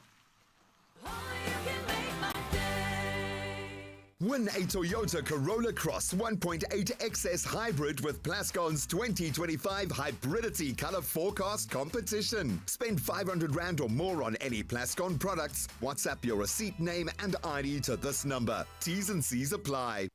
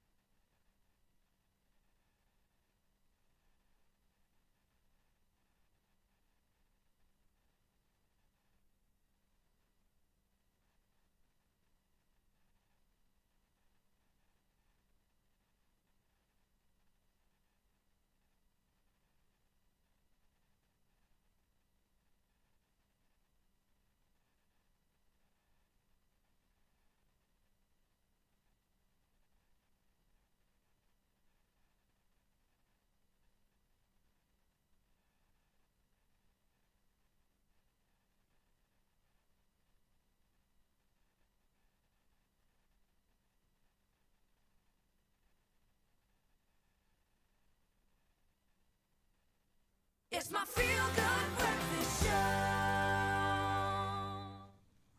Welcome back. We are trying to wrap our heads around new technology that is actually so simplistic that it is blowing my mind. The world changes in an instant, so staying current, it really does keep you ahead. In fact, it gives you that edge. So what if I told you that with the Samsung Galaxy S25, all it takes is one click to keep you ahead of the curve. I like that. We absolutely love this phone for a number of reasons. We were all looking into it yesterday. But if you go into your lock screen, which we can't do while we are mirroring our screen on the TV, so we're not going to take you to see it like that, but it brings up our Now bar, which will show you your the apps that you are running behind the scenes so that you can access them. It can give you your morning routine, your news updates if you're busy doing a workout session, because you don't want to have to obviously unlock, go through the process, do that, everything else. So I thought what we can mirror right now is the setup, just to give you an indication of what's involved here. Okay. So if we go down to our lock screen and AOD, and we go down to Now Bar. There, you can see it there. This will give you an indication. So obviously, I do wake up to my sports every day. And it's there. Maps, which is fantastic. Your Samsung Health, which is great to be tapping into because it gives you so many kind of readables to help navigate your day. And if you have the watch too, it connects so you can just have an update. Absolutely. The interpreter, with the addition of AI in this space, is a game changer. Certainly in our work, your clock voice recorder, notes, emergency sharing. I love the fact that you can stay connected. They say that it's ease with this phone, and this kind of is the ultimate extension of that. Absolutely love it. I've been seeing this all over social media. There've been like influencer ads with it, and I was like, yes, I'm sold, because we are so busy, and the quick look down at your phone to then go, okay, cool, here's my morning run, here's my meeting, here's the update on the sporting world.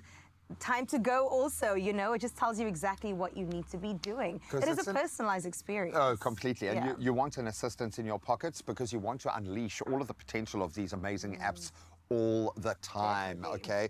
Absolutely love it. The Samsung Galaxy S25 tailors the news, the information that you prefer. It gets to know you and gives you what you want, from tech trends to local updates without having to sift through irrelevant content. And for me, I think the most important thing is just the hands-free accessibility. For sure. So the Now Bar can be easily accessed with literally just one swipe, even while using other apps. It just makes it the fastest way to check updates without really interrupting your workflow or even your experience of what you're doing or even using your phone.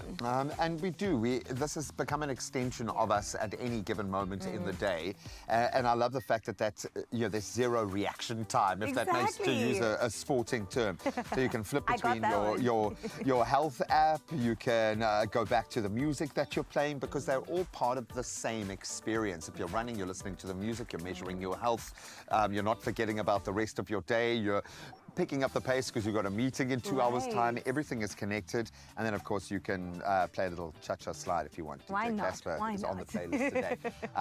No, I absolutely love it. For me, in our line of work, you'd be amazed at how often I will go straight to that to get the snapshot before going into a news bulletin. So I get the full picture. I know that it's the most current news that's coming in. So if I need an update, it really does help to have this in my pocket, giving me a real-time global update as we go. Yeah, Brilliant. Also without recognizing your face, putting your fingerprint, or even remembering a passcode. For sure. It is right there for you to use. And I love what you said earlier, because it speaks to that ecosystem that Samsung has been pushing. And it's just so easy. It's made it so convenient. So in a world where information moves at the speed of light, the Samsung Galaxy S25 is your key to staying updated in style. Right. What do you feel like? More nasty. From your sleep and health insights to your schedule, you get personalized briefs throughout your day. And we always are concerned about your day, beautiful Expresso family, which is why this morning we had to bring along some superstars. I'm talking about Boss Piani as well as Teteka Koko, who are bringing us the beautiful song, which is Sheshe Ndifike. Let's give it up for them as we get ready for Manifest in conjunction with SABC 1.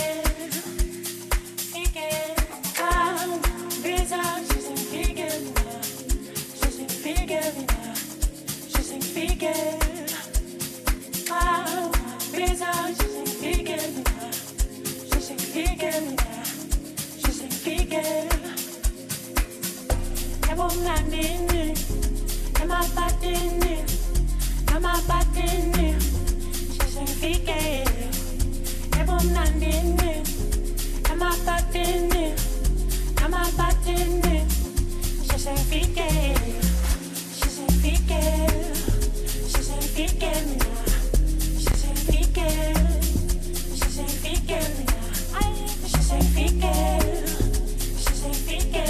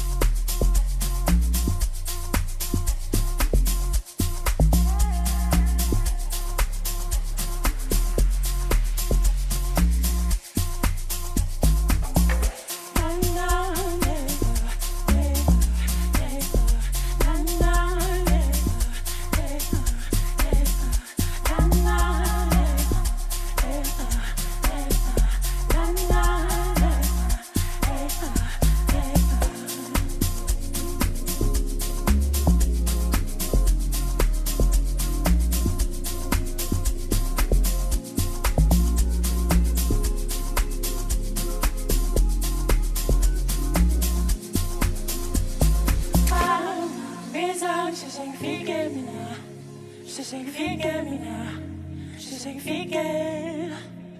Kanga mesa, significa mina, significa mina, significa.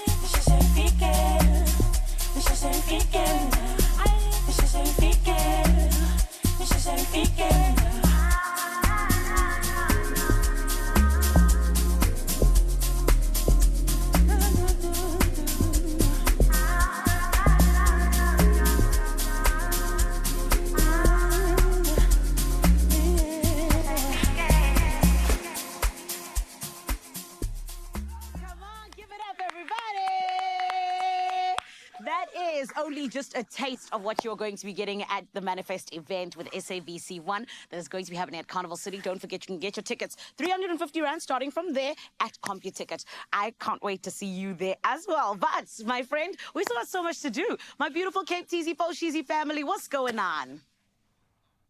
Oh, Josie, my shizzle, my nizzle. All right, let's get into it. Still to come on the show, I want you to say this 3 times fast, okay? How to achieve your peak performance with phytoceutics. You only need to say it once because you know it's going to work, man. You know it's going to work. I can't wait for that discussion. And then we're going to get you moving. That seems to be the motivation today. The Absa Run Your City is back. Events probably in your city coming up in 2025. They transformed the cities that we touched on last year.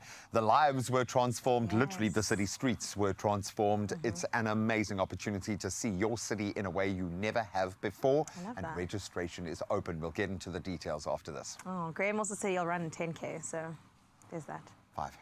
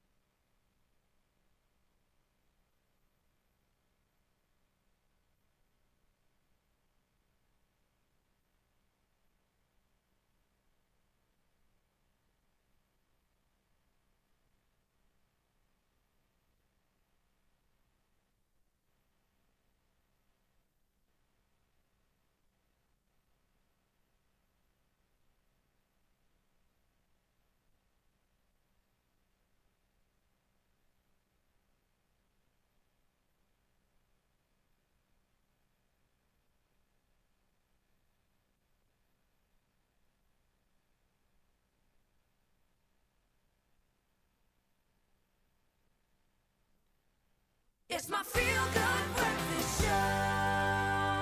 Today we're joined by 2 incredible guests. Now we have Laura Johnson, a familiar face around these parts, CEO of Phytoceutics and an integrative nutritional health coach. And then alongside her we have Remy Kloos, a high-impact speaker, embodiment coach and high-altitude mountaineer. Now Remy's a South African record holder who made history by summiting both Mount Everest and Mount Lhotse back-to-back within an astonishing 24 hours. Now the highest and 4th highest peaks in the world. My goodness, can we please give them both a round of applause to welcome them?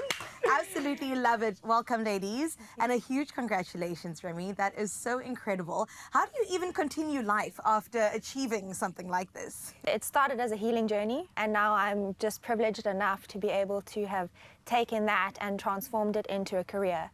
So at the moment, I'm busy guiding expeditions to Kilimanjaro, to various other peaks around the world. It was a very pivotal part of my journey, and now it's an honor to be able to take people to these places that transformed my life. Before you even get there, there's so much practice that goes into, especially when it comes to your muscles. I mean, endurance sports really has such an impact on the body too. Yeah, and Remy and I chatted about this quite a lot, because I certainly haven't summited those kinds of mountains, but we have supported people on their journeys, and I think it's really important to start off with all of your nutritional reserves full, because it does deplete your body doing this kind of endurance sport. So making sure you have sufficient iron, magnesium, B vitamins, vitamin D, just so that, you know, when you embark on this journey, you're in peak condition. Yeah, absolutely. And I mean, that's the ideal situation, but we all know that this takes such a knock on you physically, but I think more than anything mentally. When you think about that journey for yourself, Remy, I mean, what would you say to that? And maybe perhaps if I can throw this in there, if somebody is metaphorically facing their own mountains, what would you say to them to get over that? I've also been through quite a thing with mental health, and so I'm always on a quest to break the stigma around mental health. Love that.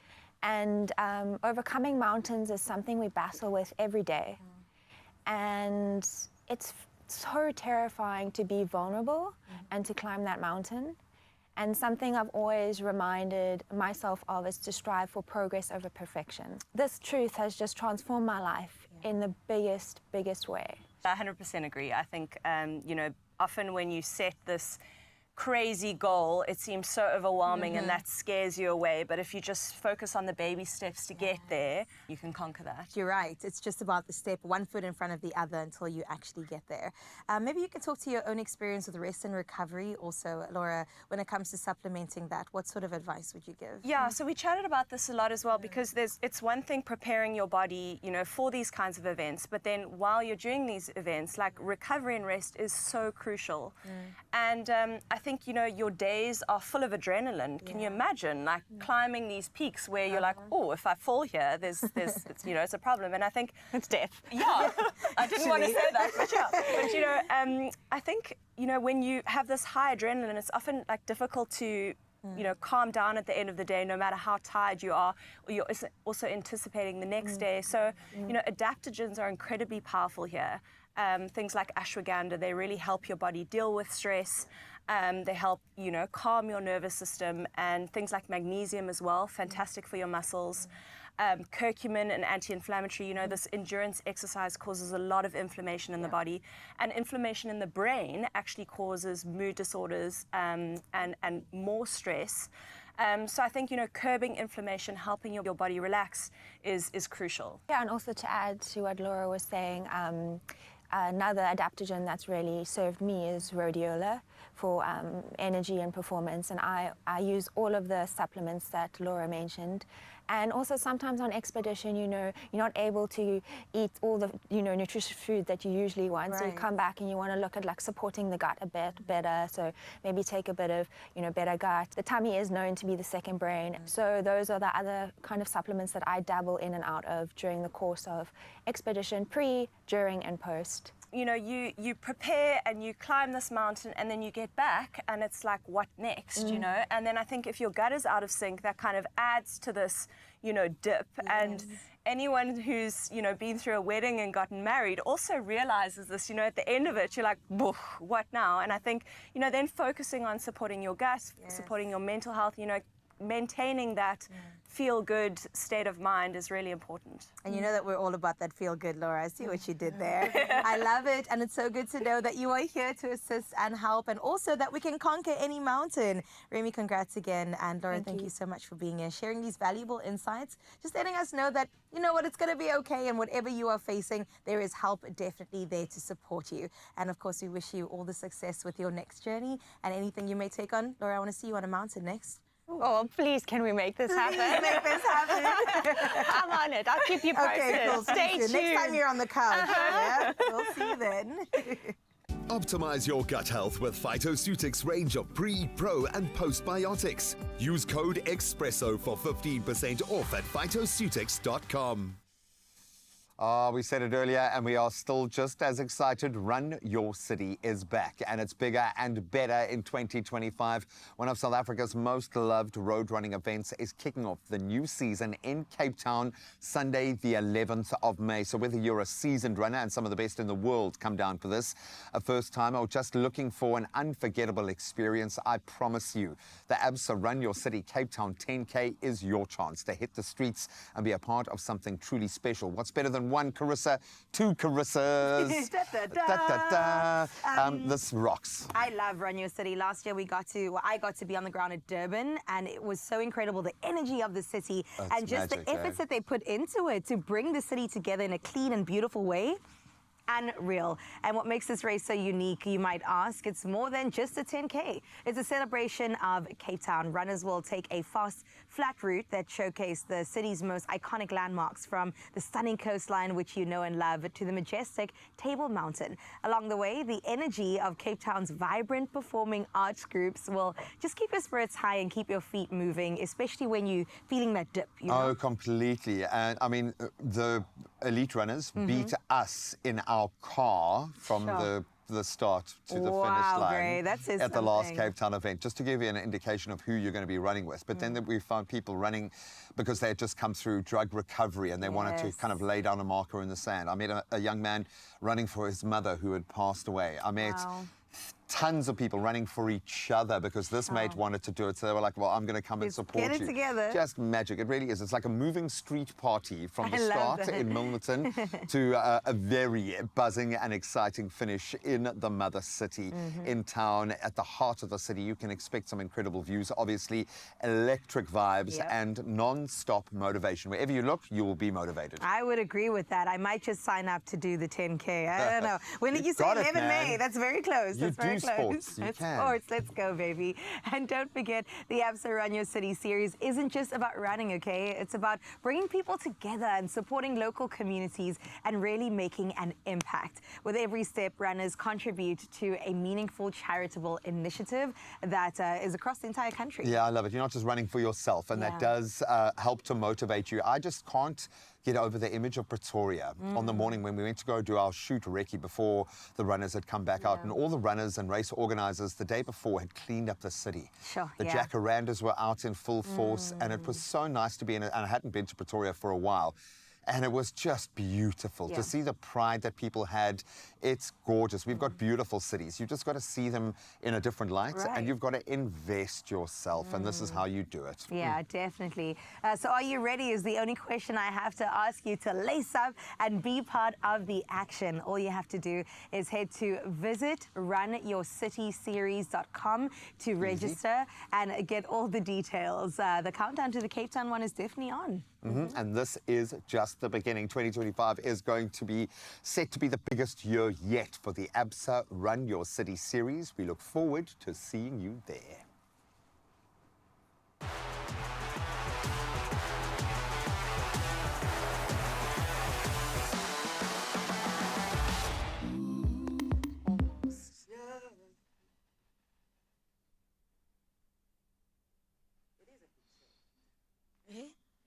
Oh man, listen, I'm just standing around here trying to figure out how it is that I'm going to get ready for the rest of the show, having chats, because I have all of these amazing guests that are coming up on the show. Now, look, have you ever heard about Rolling Stone? But wait, what about Rolling Stone Africa? Friend, we're finding out about the driving force behind this beautiful thing that is happening on our continent. And then we're also going to be getting into different kinds of pancake batters. And for me, I've always been a big fan of pancakes. So I want to know, what are the different ways that I can make these pancakes for that once a year when I step into the kitchen? Thank you very much. It's all happening right here on your Feel Good Breakfast Show. We're going to jump on into a short break. But when we come back, a whole lot more fun right here on S3.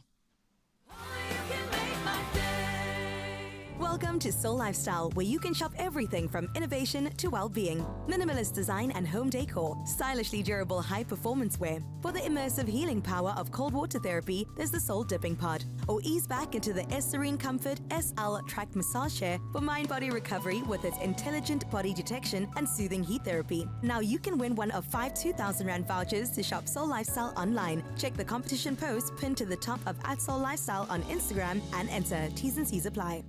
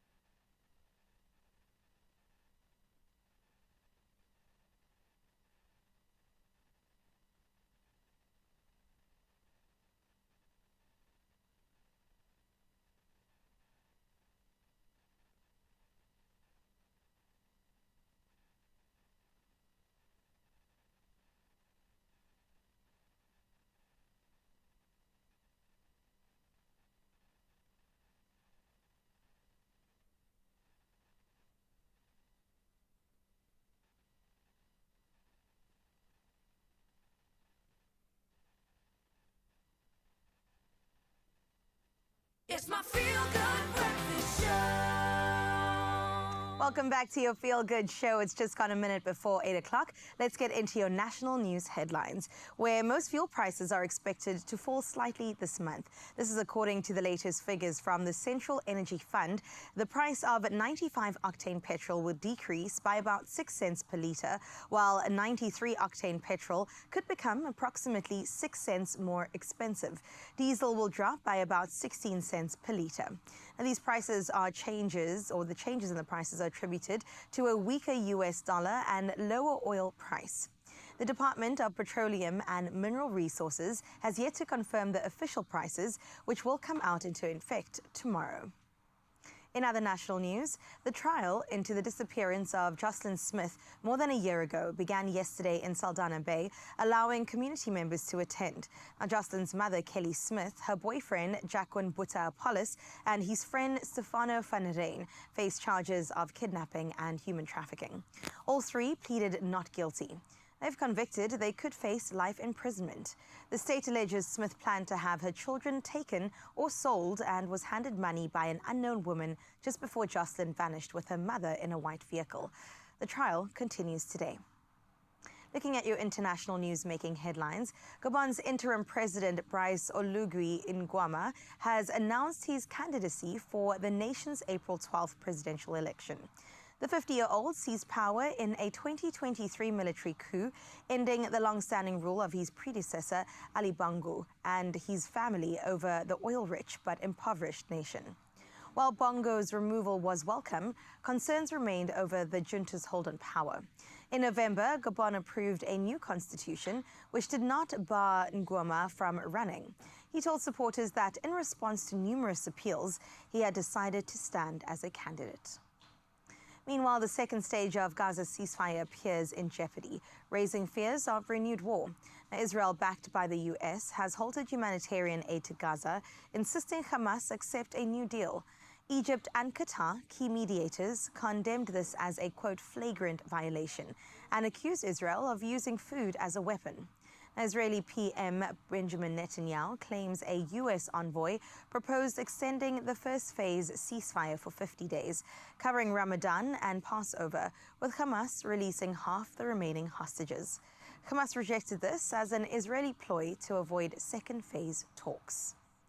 To close off your news for this Tuesday, the 2025 Oscars are done and dusted, but the standout looks of several stars dripping in sparkling embellishments turned LA's Dolby Theatre into a spectacle of old Hollywood glamour that will long be remembered. Selena Gomez stunned in an off-the-shoulder Ralph Lauren gown adorned with over 16,000 glass drops and hand-sewn rosemont crystals.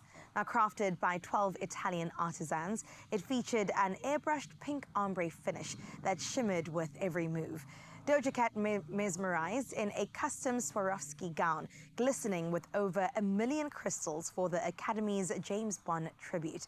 And Lily Rose Depp's plunging Chanel halter dress boasted 191,000 embroidery elements, while Ariana Grande's Sharpelli's masterpiece sparkled with 190,000 crystal sequins and rhinestones, epitomizing red carpet brilliance. And that is to not say too much about it. Yesterday we covered the Oscars, but we'll definitely be talking about this for some time. That's where we leave your sports or your news for today. Let's delve into some sports with Graham.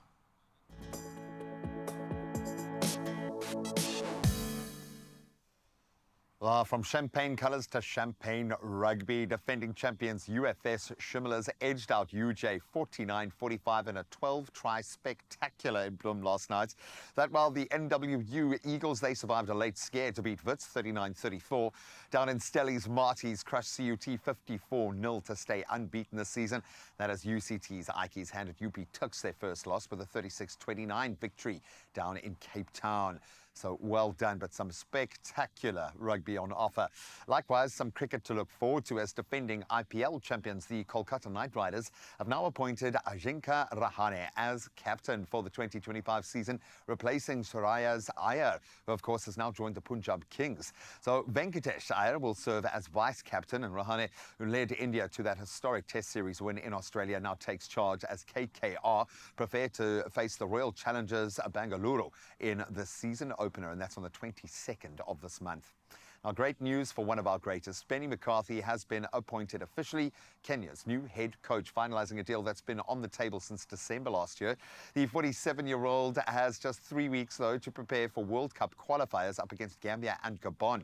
That's why he's been brought in, and he'll be assisted by Vasily Manosakis and Monib Joseph in his team. McCarthy aims to revive Kenya's campaign as they now sit fourth in Group F, 5 points behind leaders Ivory Coast. Now we can get excited about all sport with this one. The 2025 Laureus World Sports Awards will celebrate 25 years of honouring elite athletes, featuring some Olympic champions and, of course, record breakers. Leon Marchand, Mondo Duplantis and Carlos Alcaraz headline the Sportsman of the Year award, while the incredible Simone Biles, Ayatana Bonmati and Sydney McLaughlin-Lebron head the women's nominations. It is going to be tough to pick a winner from that. The prestigious event recognises excellence across 6 categories this year, including breakthrough performances and then sport for good initiatives, which we are all here for. Absolutely love the impact of the Laureus World Sports Awards. So congratulations to all the nominees, and that's a perfect way to round off our sport on this Tuesday morning. Let's get one last look at the roads.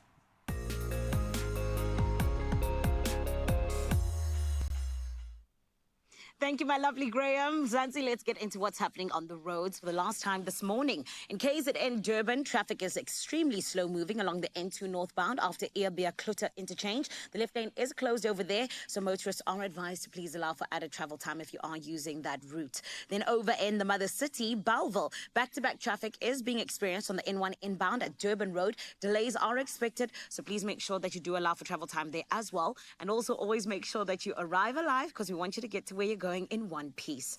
We're going to be getting into your weather right about now. Let's check out what's happening.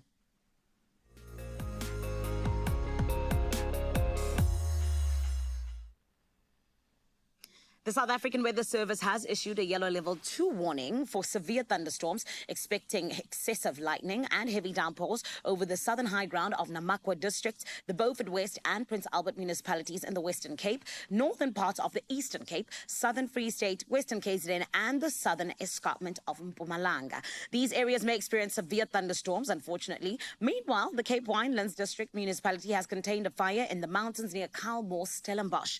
No property was lost, thankfully, and crews remain on site to make sure that everyone is in fact safe. Please make sure that you take caution where need be. But friend, we always ask you to please also come through on the WhatsApp line 063-408-8863 and show us what your side of life is looking like. And Nancy, my darling, you have done the most. Pennington is going to be 27 degrees, or rather 27 degrees Celsius today, but you have brought the heat on the screen, and honestly, I feel like the water is the Beyonce. For one of the first times in a picture, I'm actually seeing a little bit of a yellow hue coming from the sun, which is so lovely to see as a difference. And thank you so much, Nancy. I think this is stunning. Right now, though, Zanzi, with us getting into your sunrise view, it's always such a good time to see what you're waking up to. Right now, let's get into what's happening with your temperatures.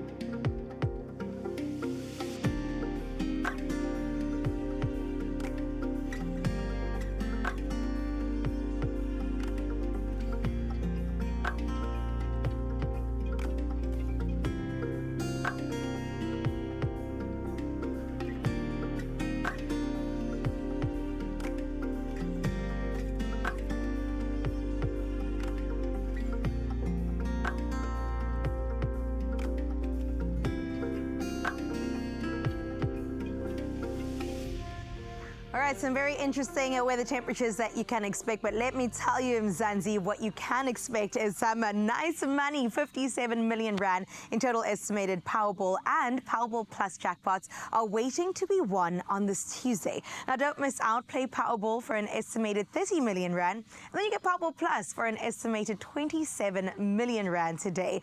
And you could make it rain lots this March, okay? Buy your tickets now in store on nationallottery.co.za. There's the mobile app, cell phone banking, or simply dial *120 *7529 hash, and that is for USSD.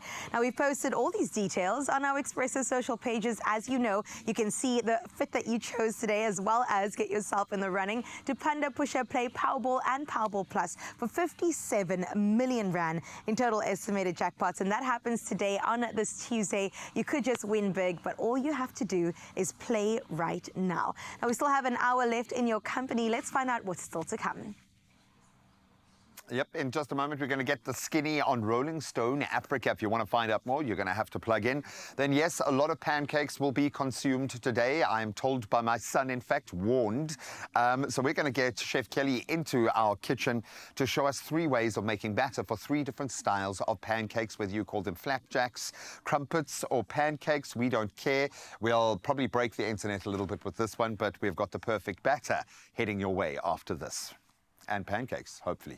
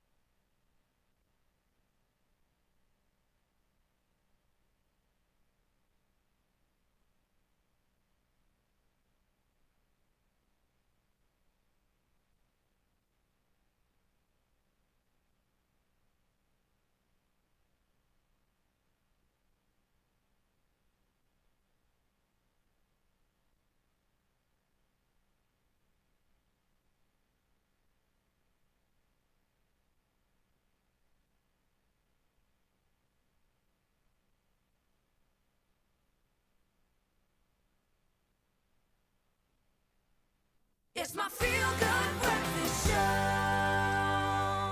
Welcome back, you beauties. Lest we forget, it is Pancake Day, also known as Shrove Tuesday on Expresso this morning. So step on into the kitchen. Pancakes are a breakfast classic, well, at any time of the day classic, really, for me. But the batter you use makes all the difference, whether you're craving fluffy stacks of delicate crepes or something heartier. Each batter offers a unique consistency. And here to take us through these different batters is Chef Kelly. Hey, batter. We're back. Swing batter. Okay, I got that out the system. We can play. Because it does make a difference. Yes, you look gorgeous today. Thank you so much for being here. Thank you. We absolutely love the fact that you're going to help us, because I think a lot of people get this wrong, and I speak mainly only about myself, because I mess That up was pancakes me a all the while time. back as well, G. Is it a pancake? Is it a crepe? Is it a flapjack? Exactly. I think it all just depends on where you find yourself in the world. Then my If mother's you're coming in with crumpets. I'm like, what? Crumpets as well, yeah. It just depends on where you find yourself in the world. No. No. It's all right. In the west or the Stick north, to yeah. sports. Stick But to it's pretty sports. much basic, and the only difference is within the batter. Okay. So pancakes, you'll add a leavening agent. A leveling agent. Leavening. Leavening. Leavening Okay. agent, so it will be baking powder.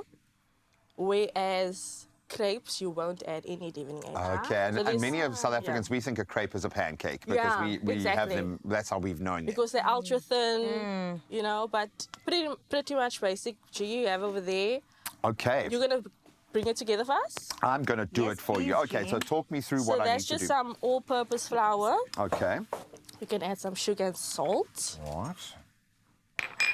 You can just whisk the dry ingredients up. I prefer mixing the wet into the dry.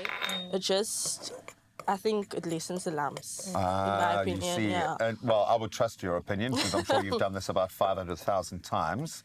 And Could then you I'll use just something else and not all-purpose flour, like a different... Like Yes, muffins? definitely. You can use any gluten-free alternative. So you can perhaps use some almond flour, some pea flour as well. So you can get quite creative. I like that because it is, once you've got it down, it is quite a quick and simple thing to get done. Very I simple, mean, it's a great yeah. family meal Yeah, occasion. that's My true. kids, With the kids well, involved, yeah. They are demanding pancakes later for dinner. So My that's what brother we're as gonna well, do. my younger brother.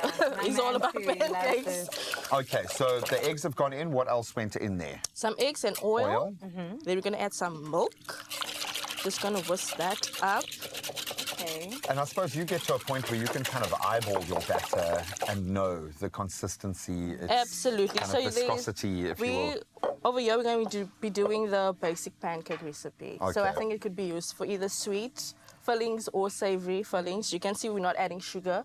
That is the reason why. Okay, so you can take it just a little there to aid the baking If you process, but not for flavour. Yeah, Cool. but if you intend on using it for sweet purposes, then you can, of course, add sugar. You can even add cocoa as well. Oh, lovely. If you like, and make it like a chocolate. Ooh, push the boat out. Oh, wait, I where are we like that. going now? All right, this I haven't seen before. What is going on? Because we're already preparing our batter for later on, for our next recipe. So we'll be Okay. doing crepes, like a lemon ricotta filling crepe. Could be used for brunch, get breakfast, you out. know, so nice and creamy. Oh, you fresh. fancy. Yeah, I love girl. that. Why That's- not? Yeah, if you can do it, and it's quite bougie. I love this. I'm all about.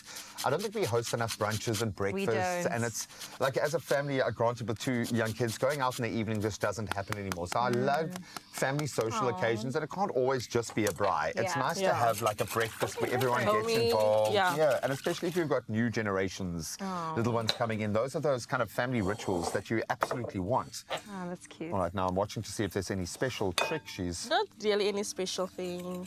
Just gently add in your wet to your dry. Infuse the love as we whisk, go. whisk to Yeah. avoid the lumpies. I would love to know, and obviously you could do this in an electric Mixer, yeah. Yeah.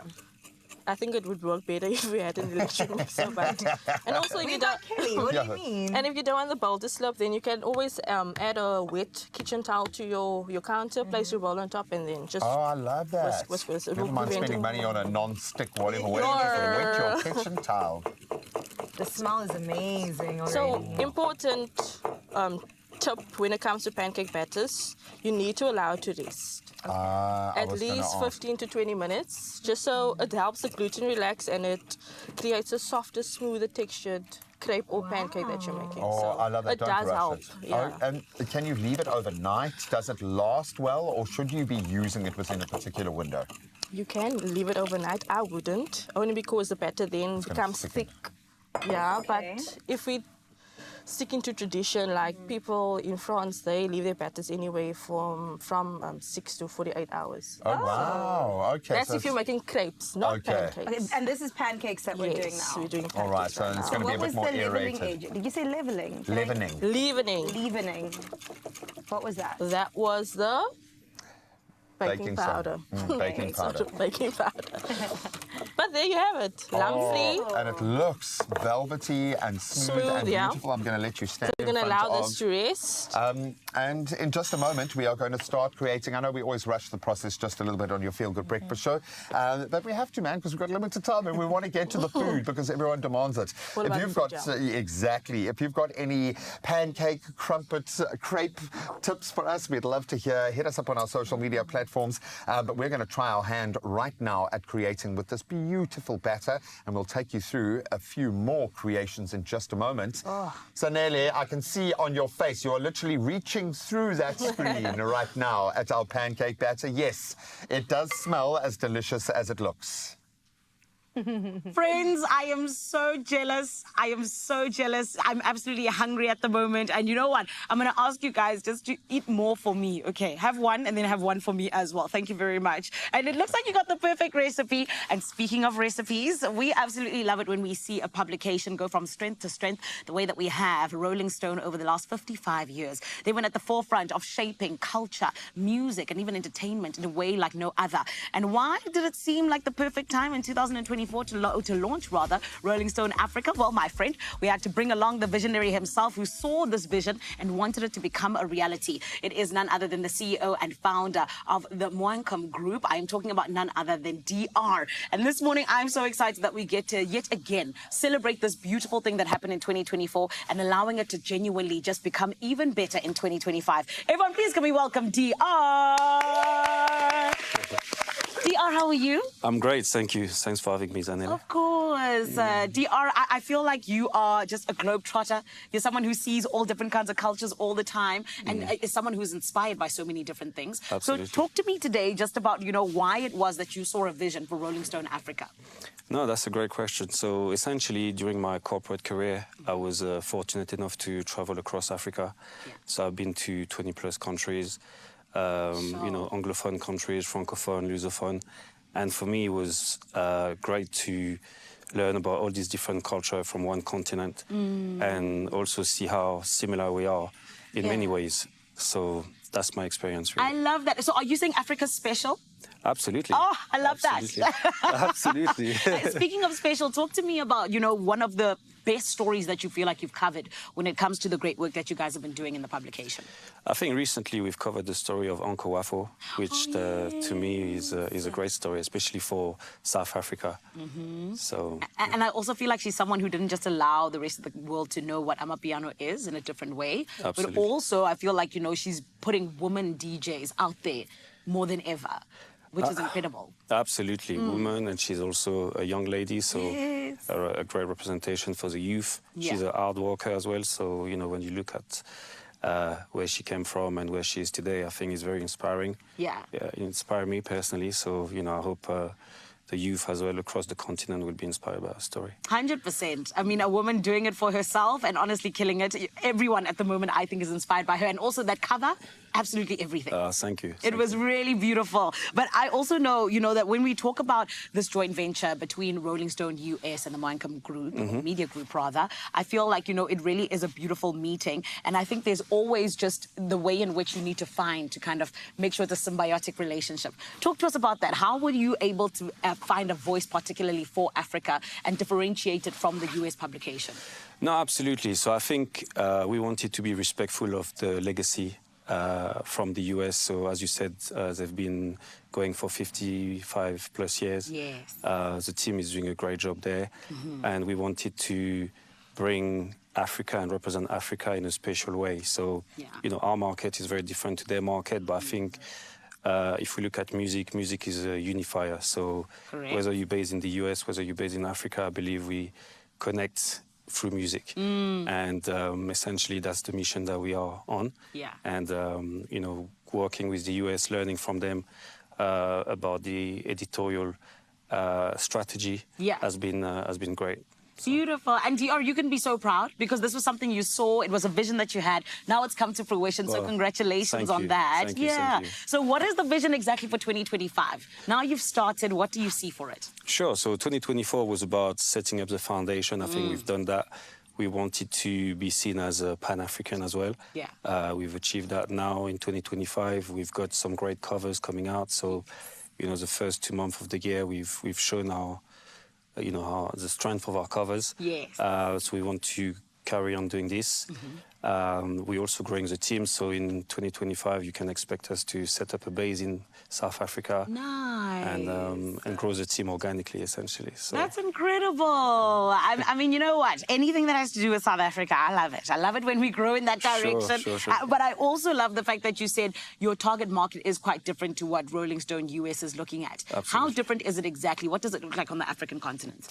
I think the African continent is very different to the US population. So, you know, we're working with a continent where 70+% of the population is below 30. So we wanted to adapt our content to that market. Yes. We also wanted to be inspiring. So, you know, I don't think there are many publications that represent our talents in the right way. Yeah. So for us, it was about how do we elevate those stories? How do we tell those stories in a way that not only inspire the youth, but also is a good testimony for and respectful of the work that those talents have been putting on. So. That's beautiful. And of course, like you're saying, you know, in terms of Africa and just the work that you guys are putting out, you know, why is it so important that Africa's space in the cultural landscape, just in the globe, is solidified? I think it's about time. You know, when you look at Afro culture, it's been dominating pop culture for a while now. And I think it's only right for us to take the lead in representing our culture. So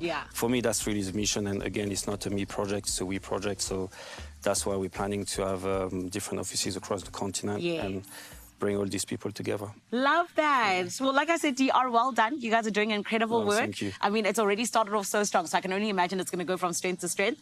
And on top of that, you know, I'm dreaming with you. I'm like, next on the cover, Tyler, Zanele Potalwa, the Expresso presenters. Do you know what I mean? Absolutely. Oh, no, I'm joking. But DR, thank you so much. Thank you for having me. We appreciate it and all the best. Thank you. It is Rolling Stone Africa taking the world by storm, honey. You know that Uncle Waffles was on one of their covers not too long ago. And honestly, it is magnifique. And I can't wait to see more and more of our African artists and also just acts go out and do the most, particularly with Rolling Stone Africa. And right now, I do believe that we still have so much to do. The stone, it continues to roll here on Expresso. Guys, what's still going to be coming up? Well, first of all, I love that little wry laugh when you mentioned us on the cover of Rolling Stone Africa. One day, we can dream, we can dream. Right now, we're going to get serious. We're going to try to create a safe place so we can have a relationship discussion. We're talking breakups. Oh, my goodness. And then how to come back together after you've split ways or even had a bit of a riff in communication.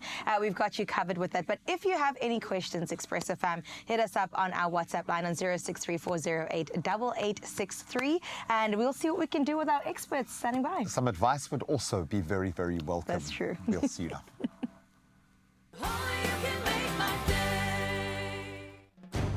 This Tuesday on Color Your Plate with Koo. It's all about gourmet meals on a budget.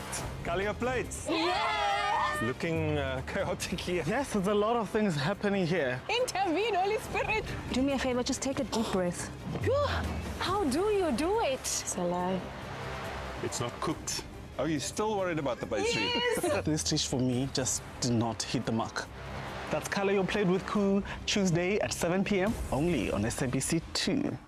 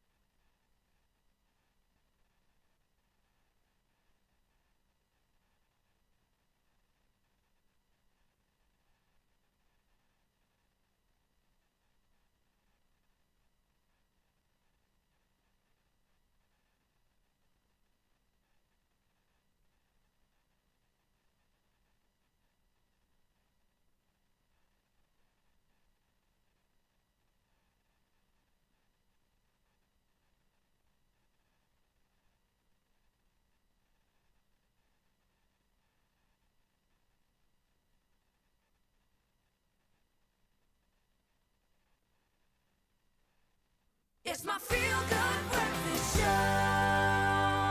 Welcome back to your Health Tuesday right here on Expresso on S3. All right, let's dive into one of the most crucial aspects of any relationship, communication, or it is communication. Misunderstandings and conflicts are obviously inevitable, but how can we navigate them together or even make or break our connections? Now, we brought in a wonderful expert, and joining us on the couch to unpack just this is Dr. Janine Smith, an expert in relationship dynamics, and she'll be sharing some key insights and strategies for effective communication and also, most importantly, conflict resolution. Janine, welcome. Thank you for being here. Thank you for having me. I like the way my hands, when I wanted to clap, just stayed together in this position. This is the human condition. Let's just put it out in the open there, because I come from an all-female household that was a conflict model growing up. We would deal with it, sort it out, move on. Yes. Not let it fester. So I see a huge amount of positivity in conflict, not so much when you're in the throes. Well, that's good because it was modeled for you. That's lovely that you had that as a foundation. Don't excuse my mom now. She just gave me hell non-stop from the start. No, but surely within a relationship, you need some conflict. It's important because you come from different backgrounds, you have different temperaments, different personalities, so you're not meant to agree on everything. I think that will actually be really wrong and unhealthy because you have to. One of you is not, Yes, because that means one of you you don't have a voice. I mean, I once heard a couple who didn't have a disagreement for years and years, and they were quite proud of it. And for me, that was really sad, because it means one of those people had to sort of accept everything. To recalibrate to match. Yes, yes. So they couldn't be authentic. Right. Yeah. Or even voice their discomforts or any conflict they may have. That's right. Okay, so there are different styles of, I'm going to say fighting. Can I say fighting? No, I can't. There are different styles of conflict. Yes. Can we maybe talk about these a little bit more? Yes. Some of us are maybe passive-aggressive. Some of us are healthy in the way we approach it. So what are the different styles? Looks like mostly, I'm going to just generalize now, and most females love to talk about an issue. So they want to be able to, they need that space to be able to express themselves and talk. And mostly, you know, with males, generally, they'd like to just, you know, have it settled and move on. But so you also get different styles like avoidant. So sometimes, like, you know, people are more avoidant of conflict. They just don't want to deal with it. Just don't go there. Yes, just don't go there, because it's when there's conflict, it often involves emotions. So people have been disappointed, they've been hurt. So now, how to broach that and how to communicate that effectively is sometimes a problem. And it has, in most instances, it hasn't been modeled. Sure. So you haven't, as children, they often don't have the opportunity to see how conflict is resolved in a healthy way. So they go to, you know, to what they've seen. So avoiding or stonewalling, the silent treatment, those are all passive-aggressive is a really big one, where, you know, they act out how they feel in the situation, and they don't actually verbally communicate. Yeah, I've thrown a few pots and cupboards in my life. Oh, yeah, no, I'm not even going there. I think I've locked that key and, you know, thrown that little box away in a vault somewhere in file 13. There is a danger when we don't deal with these elements, and I've experienced this myself, when something can fester and something becomes so much bigger. We start loading other things onto that emotional train. We start taking our childhood baggage and we start loading it onto that train. When it's all in our head, it can be very, very dangerous for both people. And then, as you say, when it comes out, you're going to know about it. What are the biggest mistakes that we make as perfectly understandably human beings? But what are some of those big no-nos in a conflict situation? I feel like, you know, just expecting, well, it's not a matter of whether we're going to have conflict, it's a matter of when. So just having that kind of, you know what, we're going to have a disagreement. So when it comes up, let's just be open to resolving. So I think that attitude, having that attitude, you know what, it doesn't matter if there is a conflict, we're going to have, or we don't. It will happen. It will happen. So have that attitude to want to resolve it. Okay, that's to begin with. And then acknowledging your role in it. I think that takes some self-awareness. Because when something goes wrong in a relationship, we normally each of us, we've played a role in that. Oh, for sure. So whether you haven't communicated that something's upset you in the beginning, and now it's festered, there's this cumulative effect, this pressure cooker effect, I call it.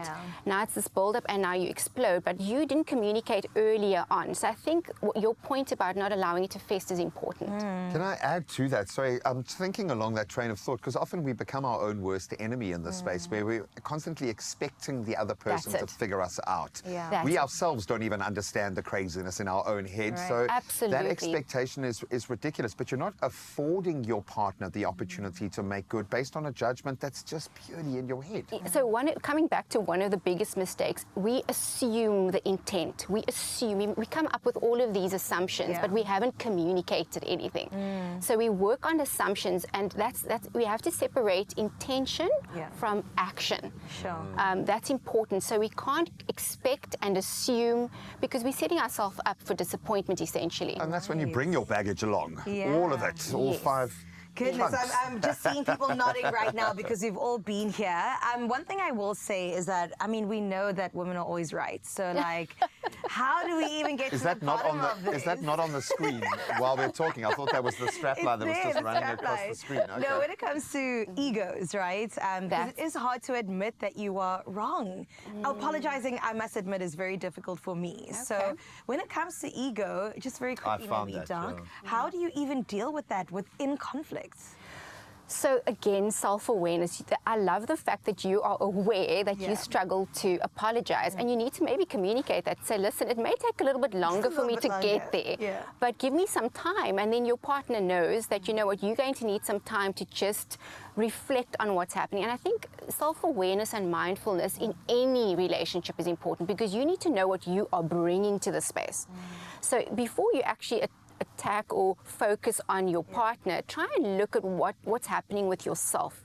So mindfulness, self-awareness, I love the fact that you're aware of that, but you know, communicate that so that the expectations are managed then. So he or she may know, look, listen, just give us some time to reflect. Yeah, then your partner can put that in its place. Yes. And it's preemptive, and I think that's often once you're having the fight, looking back, you're like, if we had only done this, if we had only... You have the opportunity to do it right now.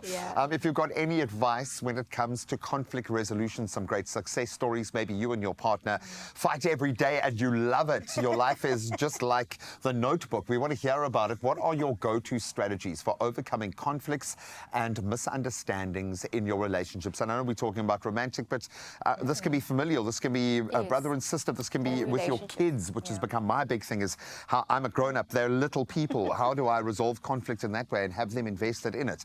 Bottom line, let's be a little less judgy. I think that will help the situation a great deal. Doc's not going anywhere. Please keep those suggestions coming through. We'd love to hear from you. And if you've got any questions, now is your chance.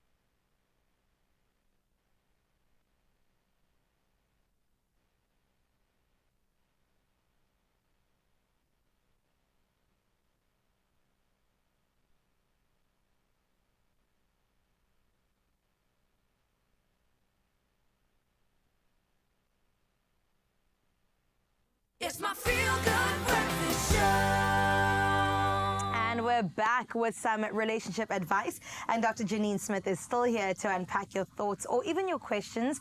And we did put it out to you on social media and asked you, what are your go-to strategies for overcoming conflicts and also misunderstandings in your relationships? It's a big one. I know it's a Tuesday morning, but all of you weighed in and it's so good to hear from you. So let's have a look at what you had to say at home. All right, the first one up. Let's see what this one says. It says, the best gift you could ever give someone is the truth. Truth is so powerful, and that is why those who are deceitful actually get hurt by truth. They say the truth hurts, but it will also set you free. But honesty always trumps. I mean, you know that when somebody's honest with you and they're sincere, you feel that, and it strengthens emotional connection. I like and that. That's actually what we're after. Communication is the lifeblood of a relationship. Sure. So for a relationship to be healthy and work well, we need to communicate, which in turn strengthens our emotional connection. So honesty and truth, that's fantastic. Absolutely. I love agree with that. And you have to be vulnerable. You have to be open with one another. And that's because that, again, you feel closer to the person when they share more of who they are. Sure, but also create a safe space in order to do that. That's true. Well, let's see what else you had to say. That was a good one to start with. All right, let's get into what Boitumelo said.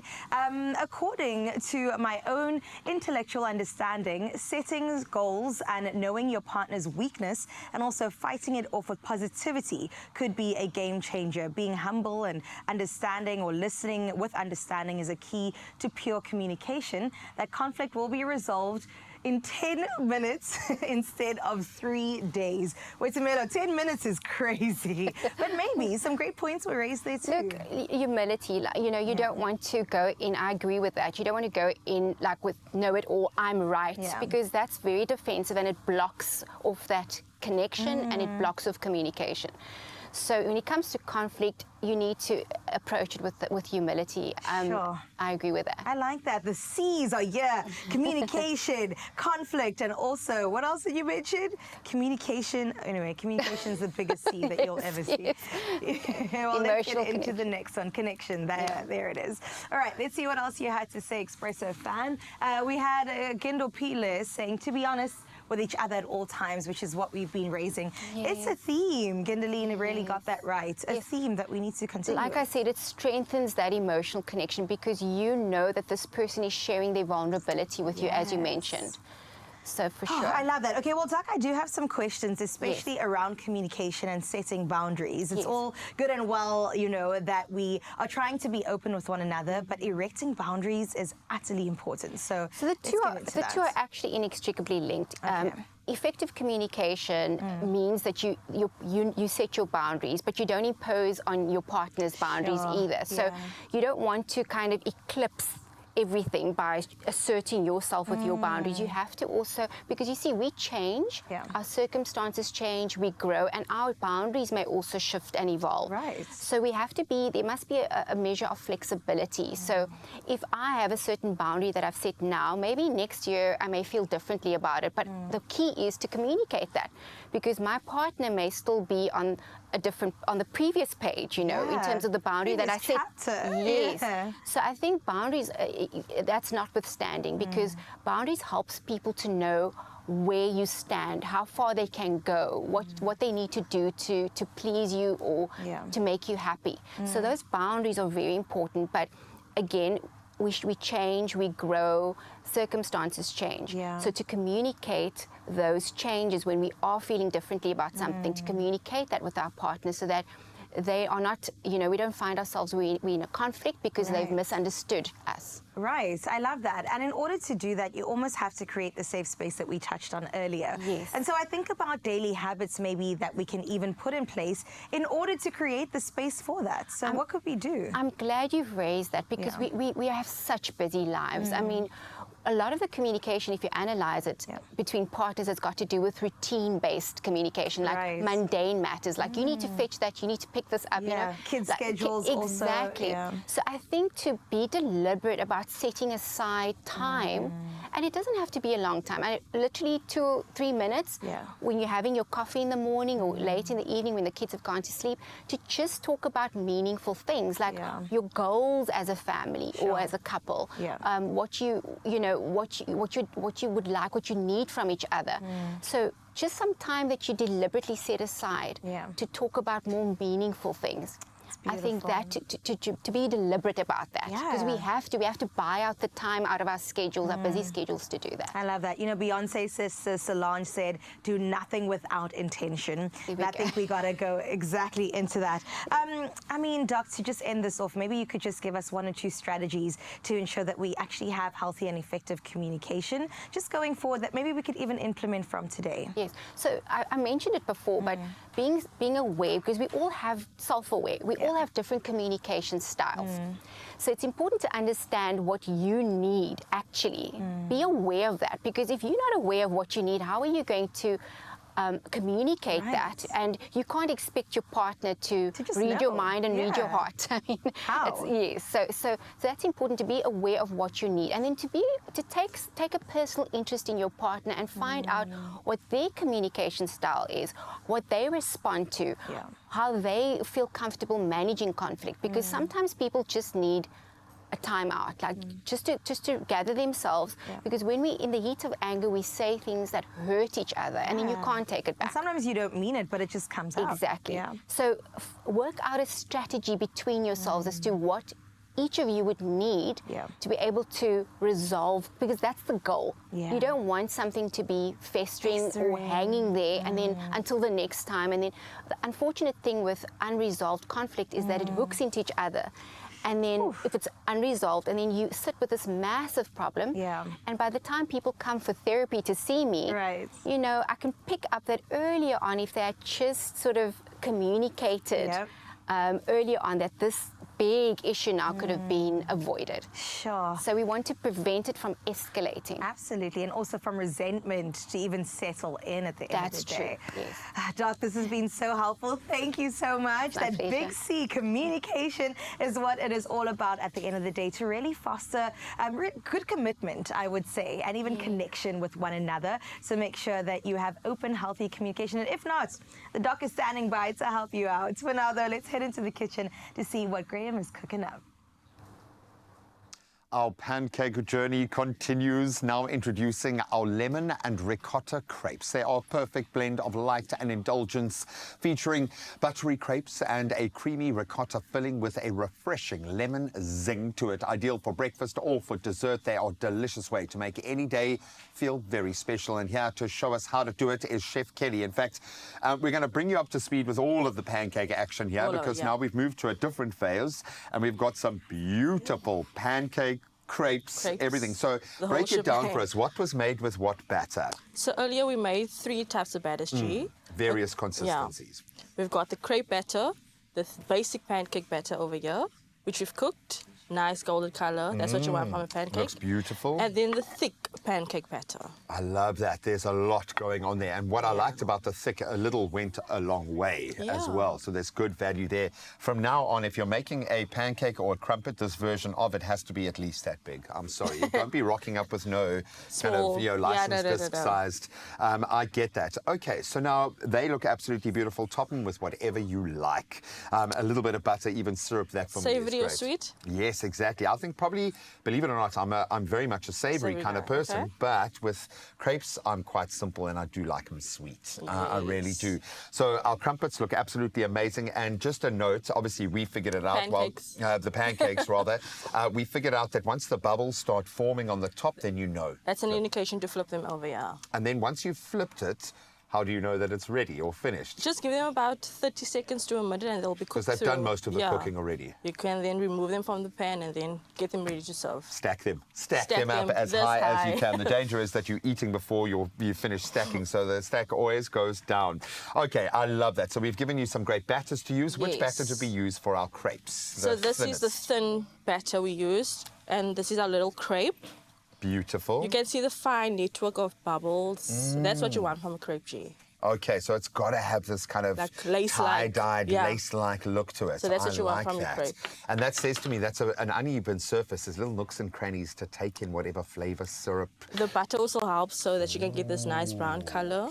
Very much so. Okay, so we've got a stack of beautiful crepes. What are we going to fill them with today? So we're going to be making our lemon ricotta filling. But like you said, you can go in the savory or sweet direction. It's totally up to you. So over here we've got some ricotta. We're just going to add some... Should I mix with a whisk or with the spoon? What do you think? With a whisk, yeah. Would be better. Let's go all in. Just some icing sugar. I like the fact that you're introducing the sugar like this. Like Carissa was saying earlier, I love a basic lemon-cinnamon combo on crepes, just works for me. But they're such a beautiful sounding board for other flavors. I mean, experiment, have a little bit of fun. If you, by the means, you can add some salmon and cream cheese. Just make sure that the cream cheese is room temperature. Because as you can see, the crepes are quite thin. So you don't want them to tear. Okay, so make it nice and soft. I like that. Smooth, You added something else there. What went into some vanilla, just for flavor. Just to sound it off. And because it's lemon and ricotta, we're going to be adding some lemon zest. I love that. A bit of zing to balance out the sweetness. You can even add lemon curd if you like. Ooh, and I do. Lemon curd, I'm a freak for it. So I think if you had to ask me what my sweet tooth craving is, it would probably be like a lemon curd donut. I think if I had to. But it might become a lemon curd crepe after this. Oh, and that smells amazing. Yeah, it's quite good. It looks good. It looks so it's quite beautiful. simple. We're going to take our crepe, going to place them down, add about a tablespoon of filling, just smooth it out. And I suppose just be wary of not overloading. I think I would definitely fall victim to that. Let the crepe be found in and amidst to all of the action. You don't want it to be completely swallowed up by the ingredients. And then we're just layering. And they're ready to serve. Oh, look at you. That is beautiful. Crepe Suzette, have you heard of it? Yes. I'm sure. Mm-hmm. Orange. Yeah. Oh, so that the citrus... Can go any direction. I love that. And I think the citrus would work well. I think always with sweet things, the stuff that I enjoy the most is where there is balance, where you've got a bit of zing to balance out the sweetness, a little bit of saltiness. Yes. Absolutely beautiful. I'm going to fetch a knife and a fork in just a moment. And give us a taste. And definitely give it a taste because it looks spectacular. But while people are listening to you right now, because I would imagine a lot of people just stay away from pancakes because they make their first one, it's ruined. And then what is the first big mistake people normally make with their... I'd say the type of pan that they use, G. It does play a big role. So non-stick would be your best friend in this case. It just allows for easy flipping and removing of the pancake. You don't want the pancake to stick to the pan and then... I know, and it's heartbreaking, and then your heart's broken and you don't touch any of the other batter. I'm going to quickly grab a knife and a fork because one must. Absolutely beautiful. Good. I'm just going to leave these here. Like that. Just not saying anything. I'm going to taste one of our fresh ones because these look exquisite. Oh, beautiful pancake that's giving a little bit of... filling. Yeah, and it's got a bit of resistance to it as well. And you actually have me chewing. It's that good. It's so light. Absolutely beautiful. Fluffy, yeah. That's what you want from a crepe. Yeah, and it's not overpowering where a cream would be too much. Yeah. I think the cheese with just works beautifully in this sense. It's light, it's fluffy, there's a bit of sweetness, a bit of zing. With a tang from the lemon, yeah. Completely, absolutely amazing. Great stuff. This is how we're going to be doing crepes from now on. Well, if you thought, Zanele, our pancakes were amazing, and yes, you can still call them flapjacks. It's okay. We can live in America. Our crepes are unbelievable. I wish you could smell the smells coming out of our kitchen this morning. Graham, I don't understand what you're trying to do to me. I'm actually hurt because, like, honestly, you could keep it to yourself because I do. Those are my faves, but it's fine. I'll just, I'll carry on watching from this side. And well done, guys. You're doing a good job, I suppose. Okay. Zanzi, you're doing a good job of getting your day started off because you're in the right place, which is right here on your Feel Good Breakfast show, where we always want to start it off on the perfect note. And how I always say we do that is by bringing through superstars. We're getting ready for the Manifest event that is happening at Carnival City. And SABC1, our family, they are part of it. And we cannot wait for it, but we got to give you a taste, right? So you can go and get your ticket on CompuTicket. Kutuza, the handsome Kutuza, is on the way. Do not go anywhere. We're going to take a short break, and when we come back, he's going to be blowing you away, baby. Start Start your day with Bacomo and start winning. Enter the Bacomo Powerball competition and stand a chance to win your share of 3 million rand in cash and prizes. Buy any participating Bacomo cereal, upload your till slip to Bacomo's WhatsApp line at 074 666 0900, and you could be selected to play live on the Bacomo Powerball game show, where even bigger prizes await. Competition closes 4 May 2025. Entry details and T's and C's at bacomo.co.za.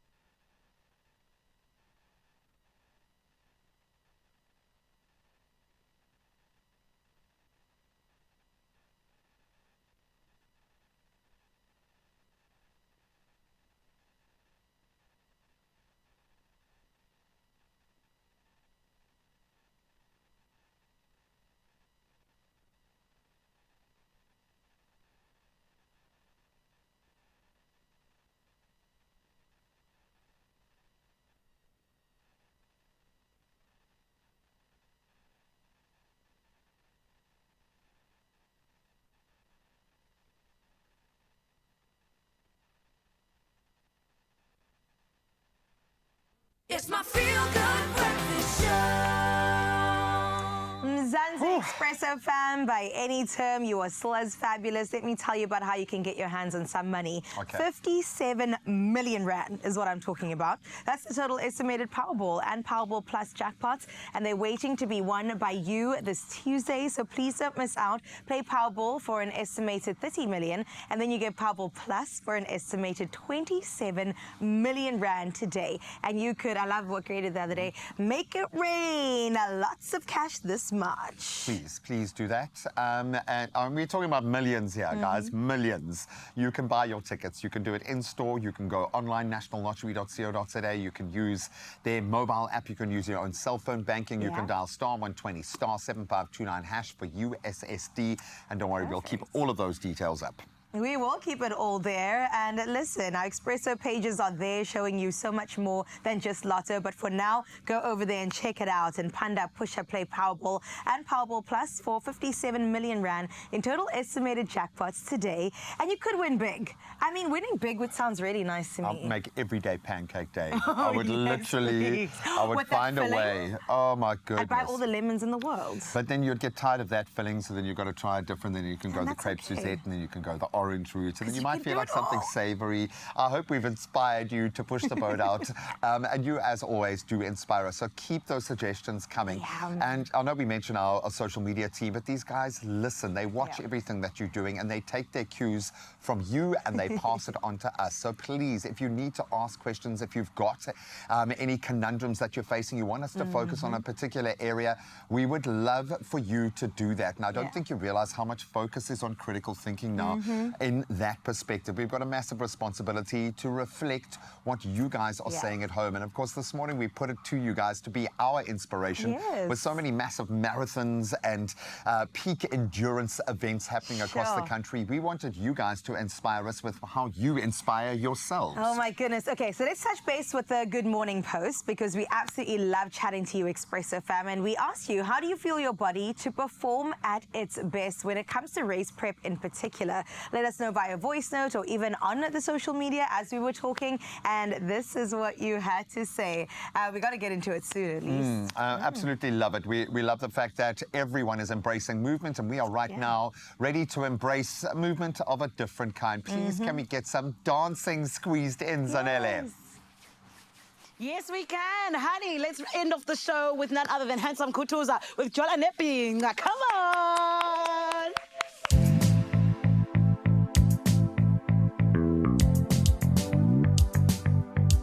Jola Nepping.